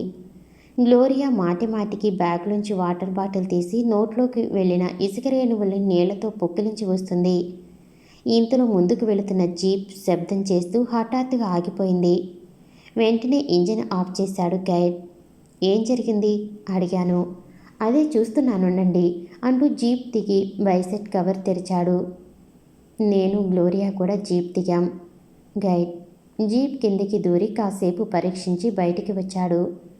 క్లచ్ ప్లేట్స్ వేడికి కాలిపోయాయి అన్నాడు బట్టలు కంటిన ఇసుక దులుపుకుంటూ. ఇప్పుడెలా అన్నాను చుట్టూ కలియ చూసి. దూరాన 5 ఒంటెలు వస్తున్నట్టు లీలగా కనిపించింది. బైనాక్యులర్స్ తీసి చూశాను. 5గురు కూర్చున్న ఆ ఒంటెలు మా వైపే వస్తున్నాయి. అటు చూడు, ఎవరో ప్రయాణికులు మన వైపే వస్తున్నారు. వారి ద్వారా ఏదైనా సహాయం దొరకవచ్చు అన్నాను గైడ్తో. అతడు నవ్వి, వాళ్ళు మామూలు ప్రయాణికులని ఏమిటి నమ్మకం? ఎడారి దొంగలు కూడా రావచ్చు కదా అన్నాడు. సరిగ్గా అదే క్షణంలో దక్షిణ దిశ నుంచి కాస్త గాలివేగం హెచ్చింది. ఆ గాలితో కలిసి వచ్చిన భయంకరమైన దుర్గంధం మా ముక్కుపుటాలని బద్దలు చేసింది. భరించలేని దుర్వాసన. ఏమిటి దుర్గంధం? ఎక్కడి నుంచి వస్తుంది? ఓ గాడ్, భరించలేకుండా ఉన్నాను అంది గ్లోరియా కర్చీఫ్తో ముక్కు మూసుకుంటూ. చుట్టుపక్కలేదో ప్రాణి చాలా రోజుల నుంచి చచ్చి పడుంటుంది. కుళ్ళిపోయి వాసన కొడుతుంది. ఏమిటో చూసి వస్తానుండండి అంటూ ఆ వాసన వస్తున్న వైపు వెళ్ళాడు గైడ్. ఇద్దరం అటే చూస్తూ నిల్చున్నాం. ఆ వైపంతా ఎగుడు దిగుడు ఇసుక దిబ్బలతో నిండి ఉంది. గబగబా నడుస్తూ ఓ ఇసుక దిబ్బ ఎక్కి అవతలికి దిగాడు. 10 నిమిషాల తర్వాత ఎగిసిపడే శ్వాసతో పరిగెత్తుకు వచ్చాడు. ఏం జరిగింది అడిగాను ఆతృతగా. ఆ దిబ్బ కవతల ఓ అమెరికన్ శవం సగానికి పైగా కుళ్ళిపోయి పడుంది. అతని ఎడం చేతికి ఓ బ్రీఫ్ కేస్ ఇనుప గొలుసుతో బేడీ వేస్తుంది. నా గుండెలో గుర్రాలు దౌడి తీశాయి. అమెరికన్, చేతికి ఇనుప గొలుసుతో బ్రీఫ్ కేస్. ఈ ఆలోచన రాగానే కొన్నాళ్ళ క్రితం $1 మిలియన్ తీసుకుని సహారా ఎడలోకి వచ్చిన అమెరికన్ ఏజెంట్ జెప్సన్ నా బుర్రలో మెరిశాడు. మీరిద్దరూ ఇక్కడే ఉండండి, నేను వెళ్ళి చూసొస్తాను అంటూ అటు కదిలాను. పరిగెత్తుతున్నట్టు నడుస్తూ దెబ్బ ఎక్కి అవతలికి దిగాను. వేరొకరైతే ఆ దృశ్యం చూసి వాంతి చేసుకుని కింద కూలిపోయేవారు. జేబురుమాలు ముక్కు కడ్డం పెట్టుకుని శవాన్ని సమీపించాను. సందేహం లేదు, అతను అమెరికనే. శవం బోర్లా పడుంది. ఓ చెంప నేలకి ఆనించి ఉంది. శవం కింద మీద దాదాపు సగం శరీరం కీటకాల వాత పడింది. బట్టలన్నీ చిరిగి చిల్లులు పడుతున్నాయి. అతని ఎడం చేతికి కట్టుకున్న గొలుసుతో బ్రీఫ్ కేస్ అలాగే ఉంది. బ్రీఫ్ కేస్ మూత తెరిచి ఉంది. దాని చుట్టుపక్కల డాలర్ల సైజుల్లో కట్ చేసిన కాగితపు ముక్కలు చెల్లాచెదురుగా పడున్నాయి. కింద కూర్చుని వాటిని పరిశీలించసాగాను. దీన్ని బట్టి జెప్సన్ ఆ సూట్ కేసులో డాలర్లకి బదులు కాగితాల కట్టలు నింపుకు వచ్చాడని తెలుస్తుంది. అయితే ప్రభుత్వం ఇచ్చిన డబ్బు కాజేశాడా? కాజేసి ఈ చిత్తు కాగితాలు నింపుకు వచ్చాడా? ఈ మోసాన్ని పసిగట్టిన అంతరిక్ష దొంగలు అతన్ని హత్య చేశారా? కీటకాలు తినగా మిగిలి ఉన్న అతని శరీరం మీద అక్కడక్కడ గాయాలు కనిపిస్తున్నాయి. అంటే చావకు ముందు అతను టార్చర్ చేయబడ్డాడన్నమాట. సరిగ్గా అదే క్షణంలో వెనక నుంచి ఏదో నీడ శవం మీద పడటంతో ఆ ఆలోచనలోంచి ఉలిక్కిపడి కిర్రున వెనుదిరిగాను. గుండె క్షణం ఆగిపోయినట్టు తోచింది. అంతక్రితం బైనాక్యులర్స్లోంచి నేను చూసిన 5 ఒంటెలు, ఆ ఒంటెల మీద కూర్చున్న 5గురు వ్యక్తులు నా వైపు రైఫిల్స్ గురిపెట్టి ఉన్నారు. ఆ 5గురిని రైఫిల్స్ని చూసి నాకంతగా ఆశ్చర్యం వేయలేదు. కానీ నేల మీద నా వైపు రైఫిల్ గురిపెట్టి నిల్చున్న వ్యక్తిని చూసి నిర్ఘాంతపోయాను. అతనెవరూ కాదు, నా గైడ్, మా వెంట వచ్చిన ఎడారి గైడ్. వాళ్ళ వైపే చూస్తూ మెల్లిగా లేచి నిల్చున్నాను. నా జేబులో రివాల్వర్ ఉంది. దానివల్ల ఇప్పుడేమీ ప్రయోజనం లేదు. ఏ చిన్న పొరపాటు చేసినా 6గురు దూసుకు వచ్చి నా శరీరంలో తిష్ట వేస్తాయి. జెప్సన్లా కుక్కచావు చావటం నాకిష్టం లేదు. నా వెంట వచ్చిన గైడ్ లాగే ఆ 5గురు తలపాగాలు చుట్టుకుని మొహానికి నల్లబట్ట కట్టుకున్నారు. అందులో ఒకడు తను కూర్చున్న ఒంటిని 4 అడుగులు ముందుకు వేయించి నన్ను తీక్షణంగా చూస్తూ, మిస్టర్ రాజారెడ్డి, నీవెవరో మాకు తెలుసు. మాకు డబ్బిచ్చి మీ రహస్యాలు తీసుకెళ్లటానికి వచ్చినట్టు వచ్చి అమెరికా ప్రభుత్వంతో చేతులు కలిపి ఈ కేసులో పనిచేస్తున్నావని తెలుసు. మమ్మల్ని మోసగించటానికి ప్రయత్నించే వ్యక్తుల గతి ఏమవుతుందో అటు చూడు అంటూ కింద పడున్న జెప్సన్ శవాన్ని చూపించి, కుక్క చావు, ఈ శవాన్ని చూపించి నిన్ను హెచ్చరించటానికి వట్టి చేతులతో రమ్మని కబురు పంపాము. మోసగాళ్ళన్నా దగాకోర్లన్నా మాకు పరమాసహ్యం. అంతరిక్ష రహస్యాల విషయంలో మేమింతవరకు ఏ దేశాన్ని మోసం చేయలేదు. కోరిన డబ్బు తీసుకున్నాం. వాళ్ళ రహస్యాలు వాళ్ళకి యథావిధంగా ఇచ్చేశాం. ఈ ద్రోహి మమ్మల్ని బోల్తా కొట్టించడానికి అసలు డాలర్లు కాజేసి బ్రీఫ్ కేసుతో తెల్ల కాగితాల కట్టలు నింపుకు వచ్చాడు. ఫలితంగా ఇటువంటి హీనమైన చావు చచ్చాడు. అతను ఇంగ్లీష్లో మాట్లాడుతున్నాడు. ఆ మాట్లాడే తీరు అచ్చు అమెరికన్లా ఉంది. ఒకవేళ జెప్సన్ నిజంగా తానే ఆ డాలర్లు కాజేసి ఉంటే ఆ డాలర్లతో ఎక్కడికో పారిపోక బ్రీఫ్ కేసులో కాగితాలు నింపుకుని కోరి మృత్యువు ముఖంలోకి దేనికి వస్తాడు? అంత ప్రయాసపడి ఇక్కడికి వచ్చి ప్రాణాలు దేనికి పోగొట్టుకుంటాడు? బ్రీఫ్ కేసులో డాలర్లకి బదులు కాగితం కట్టలున్నాయని అతనికి తెలియదేమో. అతను ఎవరు మోసం చేస్తుంటారేమో. ఈ విషయాలు మీరు ఆలోచించారా అన్నాను అతన్ని పరీక్షగా చూస్తూ. అవన్నీ ఆలోచించే అవసరం మాకు లేదు. మాకు కావలసింది డబ్బు. ఇక నీవు తిరుగుముఖం పట్టించవచ్చు. మీ రహస్యాలు మీకు కావాలనుకుంటే మేం కోరిన డాలర్లు ఎక్కడ ఎప్పుడు అందచేయాలో నీవు దిగిన హోటల్ గదిలోనే నీకు తెలియచేయబడుతుంది. ఆ సందేశం కోసం ఎదురు చూస్తుండు అన్నాడతను గంభీరంగా. నాతో వచ్చిన గైడ్ వైపు చూసి, నీవు డీక్స్ పంపిన గైడ్వి కాదు కదూ అన్నాను. అతను చిన్నగా నవ్వి తలూపాడు. అవును, మీకోసం డిక్స్ ఏర్పాటు చేసిన గైడ్ని అతని ఇంట్లో కట్టిపడేసి అతని చోట నేనొచ్చాను. ఇక్కడ పడున్న జెప్సన్ శవాన్ని నీవు కళ్ళారా చూసి వెళ్ళాలని మా ఉద్దేశం. అందుకే కావాలనే జీప్ క్లచ్ ప్లేట్స్ విరగొట్టి ఆపాను. అర్థమైందా అంటూ ఒక ఒంటె వెనక్కి వెళ్ళాడతను. ఆ ఒంటి మీద వ్యక్తి వెంటనే ఒంటిని నేల మీద కూర్చోబెట్టాడు. గైడులా నటించిన ఆ ముసుగు మనిషి ఒంటి మీద కూర్చోగానే ఒంటె తిరిగి లేచి నిల్చుంది. నాతో మాట్లాడిన వ్యక్తి స్థానిక భాషలో వాళ్లతో ఏదో అన్నాడు. అంతే, 5 ఒంటెలు ఒకేసారి వెనక్కి తిరిగి పరుగులంకించాయి. చూస్తూ చూస్తూనే కనుచూపు మేర చేరుకున్నాయి. ఇప్పుడు దూరాన ఏదో మసకమసకగా కదులుతున్నట్టు మాత్రం కనిపిస్తుంది. నిట్టూరుస్తూ కింద పడున్న జెప్సన్ శవం వైపు చూశాను. కడుపులో దేవినట్టయి వెంటనే తల తిప్పుకున్నాను. పగవాడికి కూడా అటువంటి చావు రాకూడదు. సడన్గా గ్లోరియా జ్ఞాపకం రావటంతో నా గుండె వేగం అందుకుంది. వేగంగా జీప్ ఉన్న వైపు పరుగు తీశాను. ఇసుక దెబ్బ ఎక్కి అవతలికి దిగగానే కనిపించింది జీప్. డ్రైవింగ్ సీట్లో కూర్చుని ఇటే చూస్తున్న గ్లోరియా కనిపించటంతో మనసు కుదుట పడింది. ఇంతసేపు అక్కడేం చేస్తున్నారు? మీరు అలా వెళ్ళిన కొద్దిసేపటికి ఆ గైడ్ కూడా అటు వెళ్ళాడు. నేను ఒక్కదాన్ని ఇక్కడ కూర్చుని బోరెత్తిపోయాను. ఆ గైడ్ ఏడి అంది నేను జీప్ దగ్గరికి వెళ్ళగానే. అంతవరకు జరిగిన సంఘటనలన్నీ ఆమెకు వివరించాను. ఇప్పుడెలా? జీపు పాడైపోయింది. అంత దూరం కాలినడక ఎలా వెళ్ళేది? ఎంత త్వరగా ఈ పరిసరాల నుంచి వెళ్ళిపోతే అంత మంచిది. ఈ దుర్గంధాన్ని ఒక్క క్షణం కూడా భరించలేకుండా ఉన్నాను అంది గ్లోరియా జీపు దిగుతూ. జీప్లోంచి బైనాక్యులర్స్, కంపాక్స్, 2 నీటి తిత్తులు, ఓ తెల్ల దుప్పటి అందుకున్నాను.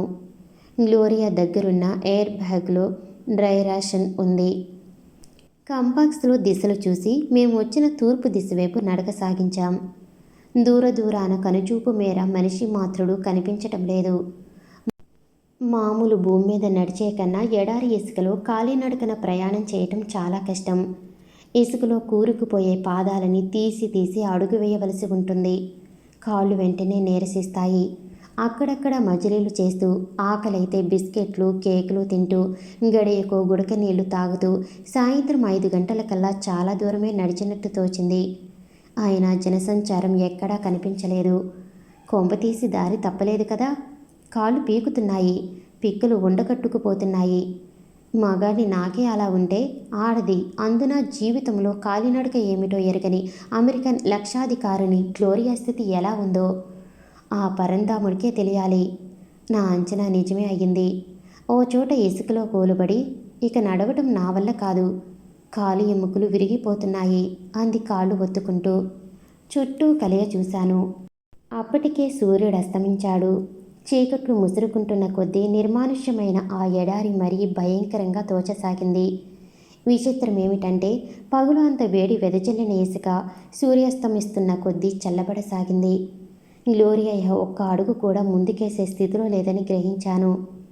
దాదాపు నా స్థితి అలాగే ఉంది. ఈ పరిస్థితిలో ఈ రాత్రి ఇక్కడే గడపక తప్పదు. కాసా బంగ్లా ఇంకా ఎంత దూరం ఉంటుందో తెలియదు. ఇప్పటికే బాగా అలసిపోయాం. ఈ రాత్రి ఇక్కడే గడిపి తెల్లారాక తిరిగి నడక సాగిద్దాం అన్నాను ఇసుకలో చతికిలపడుతూ. అవును, నా ఉద్దేశం కూడా అదే అంది గ్లోరియా నీరసంగా. కాస్తో కోస్తో మిగిలిన బిస్కెట్లు కేకులు తిని నీళ్లు తాగాం. అప్పటికే చలి మెల్లిమెల్లిగా ఎక్కువవుతుంది. వెంట తెచ్చిన దుప్పటి ఆమెకిస్తూ, ఇసుకలో పడుకుని ఈ దుప్పటి కప్పుకోండి, చలి బాధ అంతో ఇంతో తట్టుకోవచ్చు అన్నాను. గ్లోరియా దుప్పటి అందుకుని ఇసుకలో జారికిల పడి పైన దుప్పటి కప్పుకుంది. నేను ఆమెకు కాస్త ఎడంగా మేను వాల్చాను. దూరాన ఎక్కడో చిత్ర విచిత్రమైన పక్షుల అరుపులు, జంతువుల అరుపులు లీలగా వినిపిస్తున్నాయి. ఏ అర్ధరాత్రో అవి ఈ వైపు వచ్చి మా మీద పడితే? జేబులో నిండుగా ఉన్న పిస్తోలు గుర్తుకు రావటంతో కాస్త ఊరట కలిగింది. అయినా ఓ పట్టాన నిద్ర పట్టడం లేదు. గ్లోరియా వైపు చూశాను. చలికి నిద్ర రాక మాటమాటికి అటు ఇటు ఒత్తిగిలి పడుకుంటుంది. గంటలు గడుస్తున్న కొద్దీ చలి భయంకర రూపం దాల్చింది. పక్కన ఏదో సరసరా చప్పుడు కావటంతో ఉలిక్కిపడి పక్కకు తిరిగాను. గ్లోరియా లేచి కూర్చుంది. నిద్ర పట్టడం లేదా అడిగాను. ఈ చలి బాధ తట్టుకోలేకుండా ఉన్నాను, వేళ్ళు ముద్దుబారుతున్నాయి అంటూ లేచి వచ్చి నా పక్కన కూర్చుంది. అయితే ఏం చేద్దామంటావు అడిగాను మొదటిసారి ఏకవచనంతో. నా దగ్గర ఒక ఉపాయం ఉంది. ఏమిటి? గ్లోరియా చటుక్కున నా పక్కన పడుకుని దుప్పటి మా ఇద్దరి మీద కప్పింది. ఒకరినొకరం హత్తుకు పడుకుంటే మన శరీరాల వేడి ఎలక్ట్రిక్ హీటర్లా పనిచేస్తుంది అంది నా ఒడిలో ఒదుగుతూ. మెత్తగా హాయిగా ఎంతో బాగుంది. నేను పలకలేదు. ఆమెను దగ్గరికి లాక్కుని అల్లుకుపోయాను. తూర్పు దిక్కున తెలతెలవారసాగింది. ఇద్దరం మత్తుగా లేచాం. తెల్లవారుతుంది. ఎండ తీక్షణం కాకముందే మనం బయలుదేరటం మంచిది. ఇప్పుడు నడవగలవా అడిగాను. గ్లోరియా తలూపింది. ఆమె ఎయిర్ బ్యాగ్ నీళ్ల తిత్తి దుప్పటి భుజాన్ని వేసుకుని లేచాను. కంపాక్స్ తీసి మేమెటు వెళ్లాలో దిశ సెట్ చేసుకుని ప్రయాణం సాగించాం. అప్పటికే బాలబానుని తొలి కిరణం ఇసుకంతా పరుచుకుని బంగారమా అన్న భ్రాంతి కలిగిస్తుంది. కొద్ది దూరం నడిచామో లేదో ఆకాశంలో ఏదో విమానం వస్తున్నట్టు పెద్ద శబ్దం వినిపించింది. మా ప్రాణాలు లేచి వచ్చాయి. బైనాక్యులర్స్ తీసి చూశాను. హెలికాప్టర్. ఎడారిలో చెట్టు గుట్ట ఏమీ లేవు కనుక చాలా కింది నుంచి ఎగురుతూ వస్తుంది. చేతిలో తెల్ల దుప్పటి పట్టుకుని రెడీగా నిల్చున్నాను. అది మా మీదికి రాగానే తెల్లగుడ్డతో చెయ్యెత్తి ఊపసాగాను. హెలికాప్టర్ కాక్పిట్లోంచి బైనాక్యులర్స్తో ఎవరో కిందికి తొంగి చూస్తున్నారు.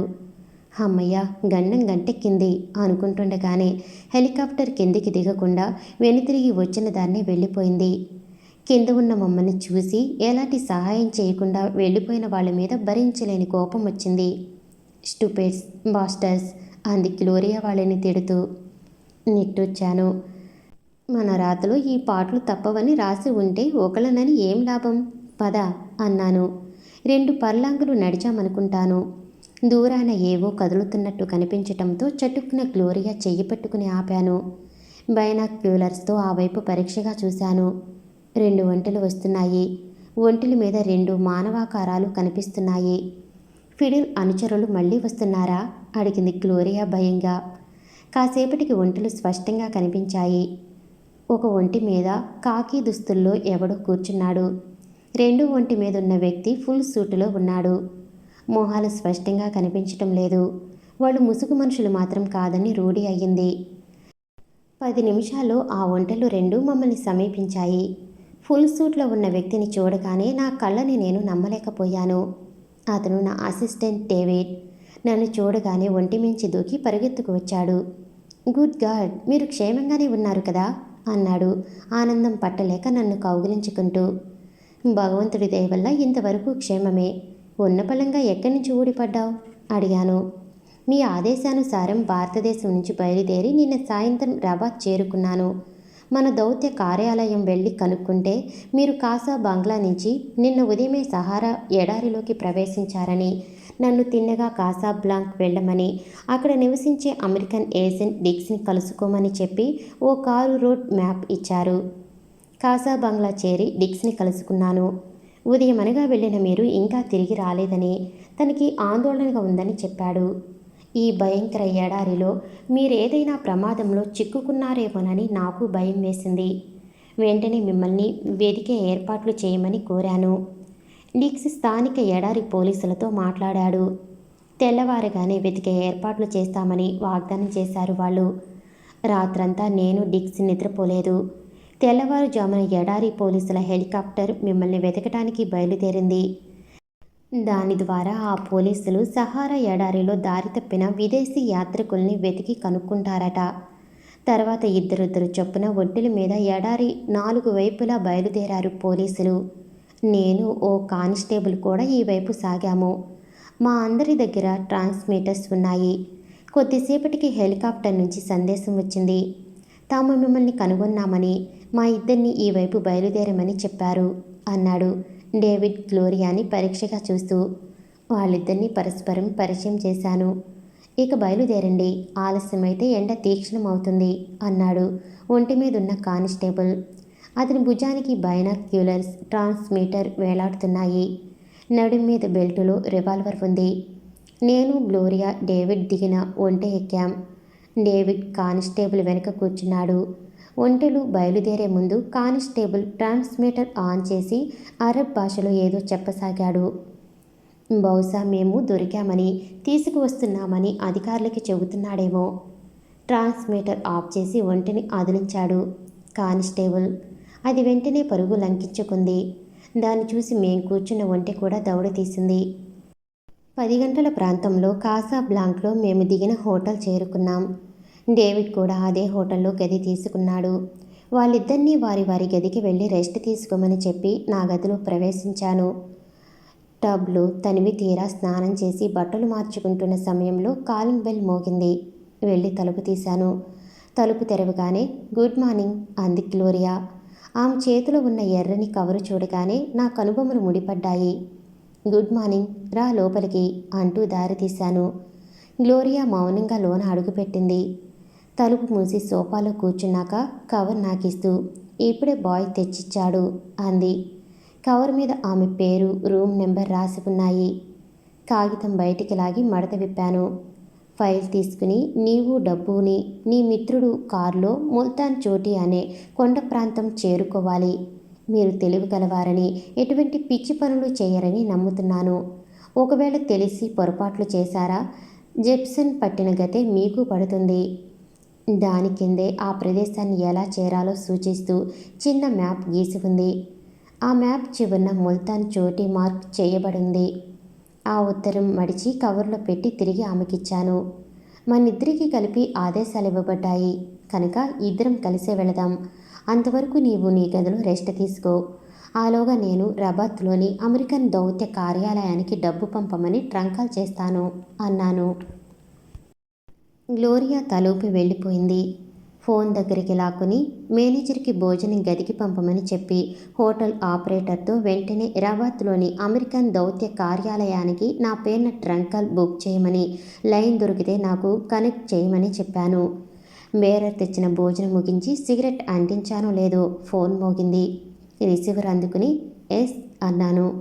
లైన్ దొరికింది, మీరు మాట్లాడవచ్చు అంది ఆపరేటర్. అప్పటి వరకు జరిగిన సంఘటనలన్నీ అమెరికన్ దౌత్యాధికారికి వివరించి మధ్యాహ్నం 2 గంటల్లోగా డబ్బు పంపమని, నేను డిక్స్ ఇంట్లో ఉంటానని చెప్పాను. అతను వెంటనే ఏర్పాట్లు చేస్తున్నానని చెప్పి లైన్ కట్ చేశాడు. డేవిడ్ ఉన్న గదికి రింగ్ చేసి డిక్స్ ఇంటికి వెళుతున్నానని చెప్పి కారులో బయలుదేరాను. నన్ను చూడగానే సాదరంగా ఆహ్వానించాడు డిక్స్. అతని మంచం పక్కన కుర్చీలో కూర్చుని జరిగిన సంఘటనలన్నీ పోసగుచ్చినట్టు వివరించాను. సరిగ్గా 2:15 గంటలకి డబ్బు గల బ్రీఫ్ కేసుతో రబాత్ నుంచి వచ్చాడు ఓ అమెరికన్ అధికారి. నోట్లు మంచం మీద గుమ్మరించి నా తృప్తి కోసం స్వయంగా లెక్కపెట్టి బ్రీఫ్ కేసులో సర్దమన్నాడు. లెక్క పెడుతూ ఆ కట్టల్ని వరుసగా బ్రీఫ్ కేసులో పేర్చాను. సరిగ్గా $1,00,00,000. అది సామాన్యమైన రొక్కం కాదు. అంత పెద్ద మొత్తం చూసి ఎంతటి వాడికైనా మనసు చలించే ప్రమాదం ఉంది. భగవంతుడి దయ వల్ల నా మనసు అంత చంచలమైంది కాదు. ఇవి బ్రీఫ్ కేస్ తాళం చెవులు అంటూ తాళం చెవులు ఇచ్చాడు అధికారి. బ్రీఫ్ కేస్ ఇరుపక్కల తాళాలు వేసి తాళం చెవులు జేబులో వేసుకున్నాను. మరో అరగంట డిక్స్తో మాట్లాడి హోటల్కు బయలుదేరాను. కారు గ్లోరియా నడుపుతుంది. నేను ఆ మ్యాప్ చేతిలో పట్టుకుని ఆమెకి ఎటు వెళ్లాలో ఇన్స్ట్రక్షన్ ఇస్తూ ఉన్నాను. ఆ గాదిర్ నగరం దాటి ఓ నిర్మానుష్యమైన రోడ్డు మీదకి వచ్చాం. సాయంత్రం 4 గంటలైనా ఇంకా మా గమ్యం రాలేదు. అప్పటికే అనేక గ్రామాలు, రోడ్లు దాటాం. మ్యాప్ని బట్టి చూస్తే ఇంకా చాలా దూరమే వెళ్ళాలనిపించింది. ఓ గ్రామం దగ్గర కారాపి దొరికిన పదార్థాలు తిని తాగి మళ్ళీ ముందుకు సాగాం. సాయంత్రం 5 గంటలకి గమ్యం దగ్గరవుతున్నట్టు తోచింది. దూరాన లీలగా కొండలు కనిపిస్తున్నాయి. కారు జనసంచారం లేని రోడ్డు మీద పోతుంది. 5 గంటలకి ఆ కొండలు సమీపించాయి. రోడ్డు పాములా మెరుకులు తిరుగుతూ ఓ కొండపైకి పోతుంది. రోడ్డుకి ఇరుపక్కల అగాధం లాంటి లోయలు. 6 గంటలకి కొద్ది నిమిషాలుందనగా మార్క్ చేసి ఉన్న చోటికి చేరాం. ఇద్దరం కారు దిగి చుట్టూ కలయ చూశాం. అప్పటికే సూర్యుడస్తమించాడు. అంతా నిశ్శబ్దం, నిర్మానుష్యం. గ్లోరియాకి భయం వేస్తుంది కాబోలు. నన్ను అతుక్కుని నిల్చుని బిక్కుబిక్కుమంటున్న ఆ కొండల్ని చూస్తుంది.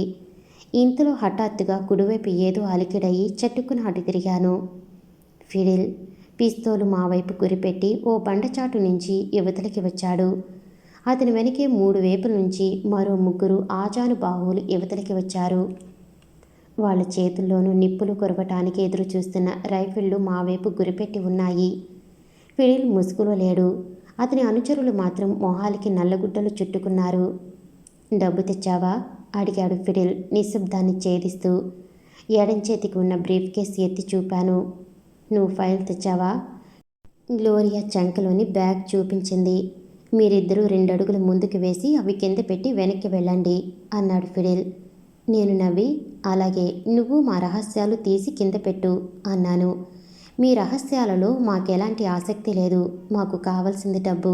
అది అందాక వాటిని ఒక్క క్షణం మా దగ్గర ఉండనివ్వం. ముందు డాలర్లు చెక్ చేసి తృప్తి కలిగాక మీ రహస్యాలు నీకు ఇచ్చేస్తాను. బ్రీఫ్ కేస్ కింద పెట్టు అన్నాడు ఫిడిల్ గంభీరంగా. తాళం చెవులతో సహా బ్రీఫ్ కేసుని కింద పెట్టి వెనక్కి తగ్గాను. గ్లోరియా కూడా బ్యాగ్లోంచి ఫైల్ తీసి కింద పెట్టి అంది. ఫిడిల్, ఇప్పటికైనా మించిపోయింది లేదు. ఈ తప్పుడు మార్గం వదిలి నా వెంట వచ్చాయి. ప్రభుత్వం నిన్ను. నోరు మూసుకుని వెనక్కి వెళ్ళు అరిచాడు ఫిడిల్. గ్లోరియా గజగజ వణుకుతూ వెనక్కి తగ్గింది. ఫిడిల్ కదిలాడు. అడుగులో అడుగు వేసుకుంటూ బ్రీఫ్ కేసుని సమీపించాడు. మెల్లిగా వంగి దాన్ని అందుకున్నాడు. తాళం చెవులతో లాక్స్ తీశాడు. ఊపిరి బిగపెట్టి అతన్నే చూస్తున్నాను. బ్రీఫ్ కేస్ మూత తెరిచిన మరుక్షణం ఫిడిల్ మొహం రంగులు మారింది. తర్వాత మెల్లిగా కళ్ళెత్తి, ఏమిటిది అన్నాడు బ్రీఫ్ కేస్ నా వైపు తిప్పుతూ. నా గుండె గుబిల్లుమంది. బ్రీఫ్ కేస్ నిండా తెల్ల కాగితాల కట్టలు. నా చేతులతో స్వయంగా డాలర్లు నింపానే, ఏమయ్యాయి? సహారా ఎడారిలో కుళ్ళిపోయి కీటకాలు తింటున్న జెప్సన్ శవం తెల్ల కాగితాలు నిండిన బ్రీఫ్ కేస్ నా కళ్ళ ముందు మెదిలాయి. ఆశ్చర్యంతో బుర్ర గిరిగిరా తిరుగుతుంది. ఏమిటి మాయ? ఎలా జరిగింది? ఎక్కడ జరిగి ఉంటుంది? బ్రీఫ్ కేసుని నా కంటికి రెప్పలా చూసుకున్నానే, ఎవరు కాజేశారు? దీన్ని బట్టి ఆలోచిస్తే అంతరిక్ష దొంగలే కాక ఇక్కడ మరో ముఠా పనిచేస్తున్నట్టు తెలుస్తుంది. ఇటువంటి మోసానికే గురై అన్యాయంగా ప్రాణాలు పోగొట్టుకున్నాడు జెప్సన్. నా ఆలోచనలను తుంచివేస్తూ నిశ్శబ్దాన్ని ఛేదిస్తూ గద్దించాడు ఫిడిల్. జెప్సన్కు పెట్టిన గతి నీవు కళ్ళారా చూశావు. నీకు అటువంటి దుర్గతి పట్టకూడదని ముందు ఆ దృశ్యం చూపించాను. పాపం, అటువంటి చావే నీకు రాసిపెట్టి ఉంటే ఎవరేం చేస్తారు? కంఠాన్ని అదుపులో పెట్టుకుంటూ అన్నాను. మిస్టర్ ఫిడిల్, నేను చెప్పే పచ్చి నిజాన్ని ఎవరు నమ్మరు. అయినా నీవు నమ్మాలి. డబ్బు నా కళ్ళెదుటే బ్రీఫ్ కేసులో నింపబడింది. నేనే స్వయంగా లెక్కపెట్టి $1,00,00,000 కట్టలో అందులో నింపాను. ఎవరో నా కళ్ళల్లో దుమ్ము కొట్టారు. ఇక్కడ మీ ముఠా కాక మరో గ్రూప్ ఏదో పనిచేస్తుంది. కబుర్లు కట్టిపెట్టు. నాకు కావలసింది డబ్బు, నీ దొంగ సంజాయిషీ కాదు. ఆ డబ్బు నీవే మాయం చేశావు. ఫలితం అనుభవించు అంటూ కుడి చెయ్యి సూటిగా నా వైపు ఎత్తి పిస్తోలు గురిపెట్టాడు ఫిడిల్. పిస్తోలు నా జేబులోనే ఉంది. దాన్ని తీయటానికి ఏమాత్రం చెయ్యి కదిల్చినా 4 వైపుల నుంచి 4 గుళ్ళు నా శరీరంలో తిష్టవేస్తాయి. గజగజ వణుకుతూ అంది గ్లోరియా. ఫిడిల్, అంత పని చెయ్యక, కావలిస్తే నన్ను చంపు. చిన్నతనపు అవివేకంతో నీవు చేస్తున్న ఈ పనులు నీ జీవితాన్ని నాశనం చేస్తాయి. ఇప్పటికీ మించిపోలేదు. నా వెంట వచ్చేయ్. ప్రభుత్వం నిన్ను క్షమించి. నువ్వు నోరు ముయ్యమని ఇప్పటికే చెప్పాను. నీకు వీడితో చావాలనుందా? సరే, అలాగే కానివ్. వీళ్ళిద్దరినీ కాల్చి చంపండి అన్నాడు ఫిడిల్ గొంతు హెచ్చించి.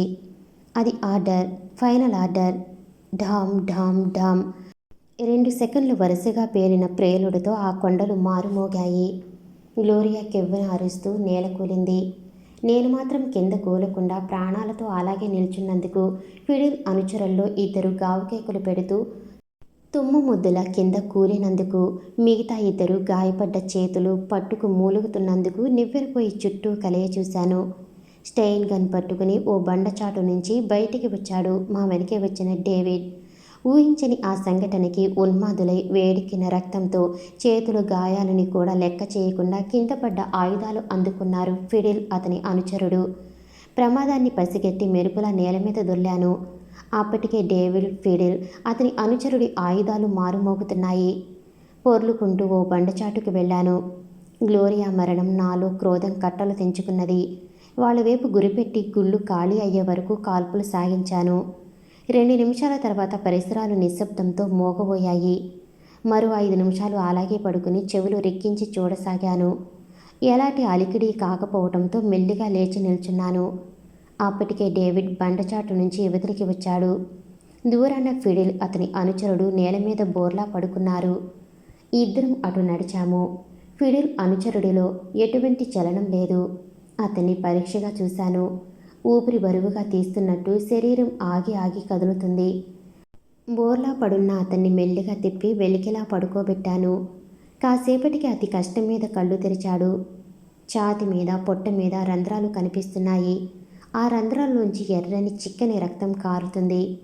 ఫిడిల్ ఏదో చెప్పటానికి పెదాలు కదులుతున్నాడే కానీ మాట బయటికి రావటం లేదు. కాసేపు రెప్పవేయకుండా చూసి తల పక్కకి వాల్చేశాడు. ఈలోగా డేవిడ్ శవాల దుస్తులన్నీ వెతికి ఫిడిల్ కోటు లోపలి జేబులోంచి చిన్న ప్లాస్టిక్ ప్యాకెట్ బయటికి తీశాడు. దాన్ని అందుకుని చూశాను. పైన ఎర్రని పెయింటింగ్తో ఇండియన్ సీక్రెట్ అని రాసి ఉంది. తృప్తిగా నిట్టూర్చాను. దేశం కాని ఈ దేశంలో ప్రాణాలకి తెగించి దేనికోసమైతే మేము వచ్చామో ఆ వస్తువు ఇప్పుడు నా చేతిలో ఉంది. మన తొలి గూఢాచారి గ్రహం నుంచి తస్కరించిన ఫోటోలు, టేప్లు అందులోనే ఉన్నాయి. కానీ గ్లోరియా మరణం నా గుండెను పిండి చేస్తూనే ఉంది. మిస్టర్ రాజారెడ్డి, ఒకే ఒక విషయం ఇంకా అర్థం కాకుండా ఉంది. సహారా ఎడారిలో చంపబడ్డ మా ఏజెంట్ జెప్సన్ని మోసం చేసి ఆ $1 మిలియన్ ఎవరు కాజేసి ఉంటారు? మీకివ్వబడ్డ $1,00,00,000 బ్రీఫ్ కేస్ ఎవరు మార్చి ఉంటారు? అన్నాడు అమెరికన్ గూఢాచారి శాఖ general secretary Harold Fish. Casa బంగ్లాలోకి అమెరికన్ గూఢాచారి డిక్స్ ఇంట్లో నేను, డేవిడ్, హెరాల్డ్ ఫిష్, డిక్స్ కూర్చుని కాఫీ తాగుతున్నాం. కాసా బంగ్లా చేరగానే డిక్స్ ఇంటికి వెళ్ళి అతని ట్రాన్స్మిటర్ ద్వారా వెంటనే రమ్మని హెరాల్డ్ ఫిష్కి మెసేజ్ పంపాను. మధ్యాహ్నం 4 గంటలకి అతను ప్రత్యేక విమానంలో కాసా బంగ్లా చేరాడు. కాఫీ కప్పు టీపా మీద పెట్టి సిగరెట్ అంటించాను. మై డియర్ సార్, మీ సందేహాలకి సరైన సమాధానాలు నా దగ్గరున్నాయి. మీ డబ్బు ఇప్పుడే దొరుకుతుంది అంటూ జేబులోంచి చెయ్యి పోనిచ్చాను. బయటికి వచ్చిన నా చేతిలోని వస్తువు చూడగానే డేవిడ్తో పాటు అందరూ నిర్ఘాంతపోయారు. ఏమిటిది? పిస్తోలు దేనికి తీశారు? అడిగాడు ఫిష్ ఆశ్చర్యంగా. చెబుతాను, మీరు కాసేపు నిశ్శబ్దంగా ఉండండి. పిస్తోలు మొన్న డిక్స్ వైపు తిప్పి లే అన్నాను లేచి నిల్చుంటూ. ఏమిటిది, మీకేమైనా పిచ్చి పట్టలేదు కదా అన్నాడు డీక్స్ని నివ్వెరపోయి. చెప్పేది నీకే లే అరిచాను. డీక్స్ లేవటానికి పక్కనున్న కర్రలందుకోపోయాడు. వాటి అవసరం లేదు, నీ కాలు బాగానే ఉంది. యాక్సిడెంట్లో దెబ్బ తగిలిందని కాలికి ప్లాస్టర్ వేసుకుని నటిస్తున్నావు. అలాగే లేచి నిల్చో అన్నాను కటువుగా. డీక్స్ బెదురు చూపులు చూస్తూ లేచి నిల్చున్నాడు. పద అన్నాను గదిమూల ఉన్న ఇనపెట్టె వైపు సైగ చేస్తూ. ఎందుకు అడిగాడు వణికే కంఠంతో. చెబుతాను పద అంటూ అతన్ని ఇనపెట్టె వైపు తోశాను. అప్పటికే డేవిడ్, హెరాల్డ్, ఫిష్ లేచి నిల్చున్నారు. డీక్స్ మౌనంగా అటు నడిచాడు. ఇనపెట్టి దగ్గరికి వెళ్ళినట్టే వెళ్ళి చటుక్కన వెనుతిరిగి తలుపు వైపు పరుగు తీశాడు. అతను పారిపోకుండా మధ్యలోనే డేవిడ్, హెరాల్డ్, ఫిష్ పట్టుకున్నారు. ఇనపెట్టి తెరిచి చూస్తే జెప్సన్ నుంచి, నా నుంచి బ్రీఫ్ కేసులు తారుమారు చేసి డిక్స్ అత్యంత చాకచక్యంతో కాజేసిన డాలర్లు కట్టలు కట్టలుగా పేర్చి కనిపించాయి. జెప్సన్ బ్రీఫ్ కేసులోనూ నా బ్రీఫ్ కేసులోనూ అంత డబ్బుందని ఇతనికి తప్ప మరెవరికీ తెలియదు. నా బ్రీఫ్ కేసులో డబ్బు మాయమైనప్పుడే నా అనుమానం ఇతని మీదకి మళ్ళింది. అదే నిజమైంది అన్నాను డిక్స్ చేతులకి కప్స్ తగిలించి. కారులో అందరం రబాత్ చేరుకున్నాం. అక్కడి అమెరికన్ దౌత్య కార్యాలయంలో డిక్స్ని అప్పచెప్పి మాకు వీడ్కోలు చెప్పటానికి విమానాశ్రయం వరకు వచ్చాడు హెరాల్డ్ ఫిష్. మెట్లెక్కి విమానంలోకి వెళుతూ తలుపు దగ్గర ఆగి వెనుతిరిగి చూశాను. చిరునవ్వుతో చెయ్యి ఊపుతున్నాడు హెరాల్డ్. చిన్నగా తలూపి డేవిడ్తో లోనికి నడిచి సీట్లో చతికిలపడ్డాను. గ్లోరియా నా కళ్ళల్లో మెదిలింది. నిష్కపటమైన ఆమె హృదయం, నిర్మలమైన నవ్వు, నవ్వినప్పుడు మెరిసే ఆమె కళ్ళు జ్ఞాపకం రావటంతో మనసు భారమయ్యింది. నిట్టూర్చాను. బరువెక్కిన హృదయాన్ని మోసుకుంటూ విమానం నీలి గగనంలోకి ఎగిరింది. సమాప్తం. నేను వినిపించే ఆడియో కథలు, నవల్స్ మీకు నచ్చినట్లయితే మరిన్ని కథల కోసం షేర్ చేసి, లైక్ చేసి, సబ్స్క్రైబ్ చేసుకోండి. Thank you for watching.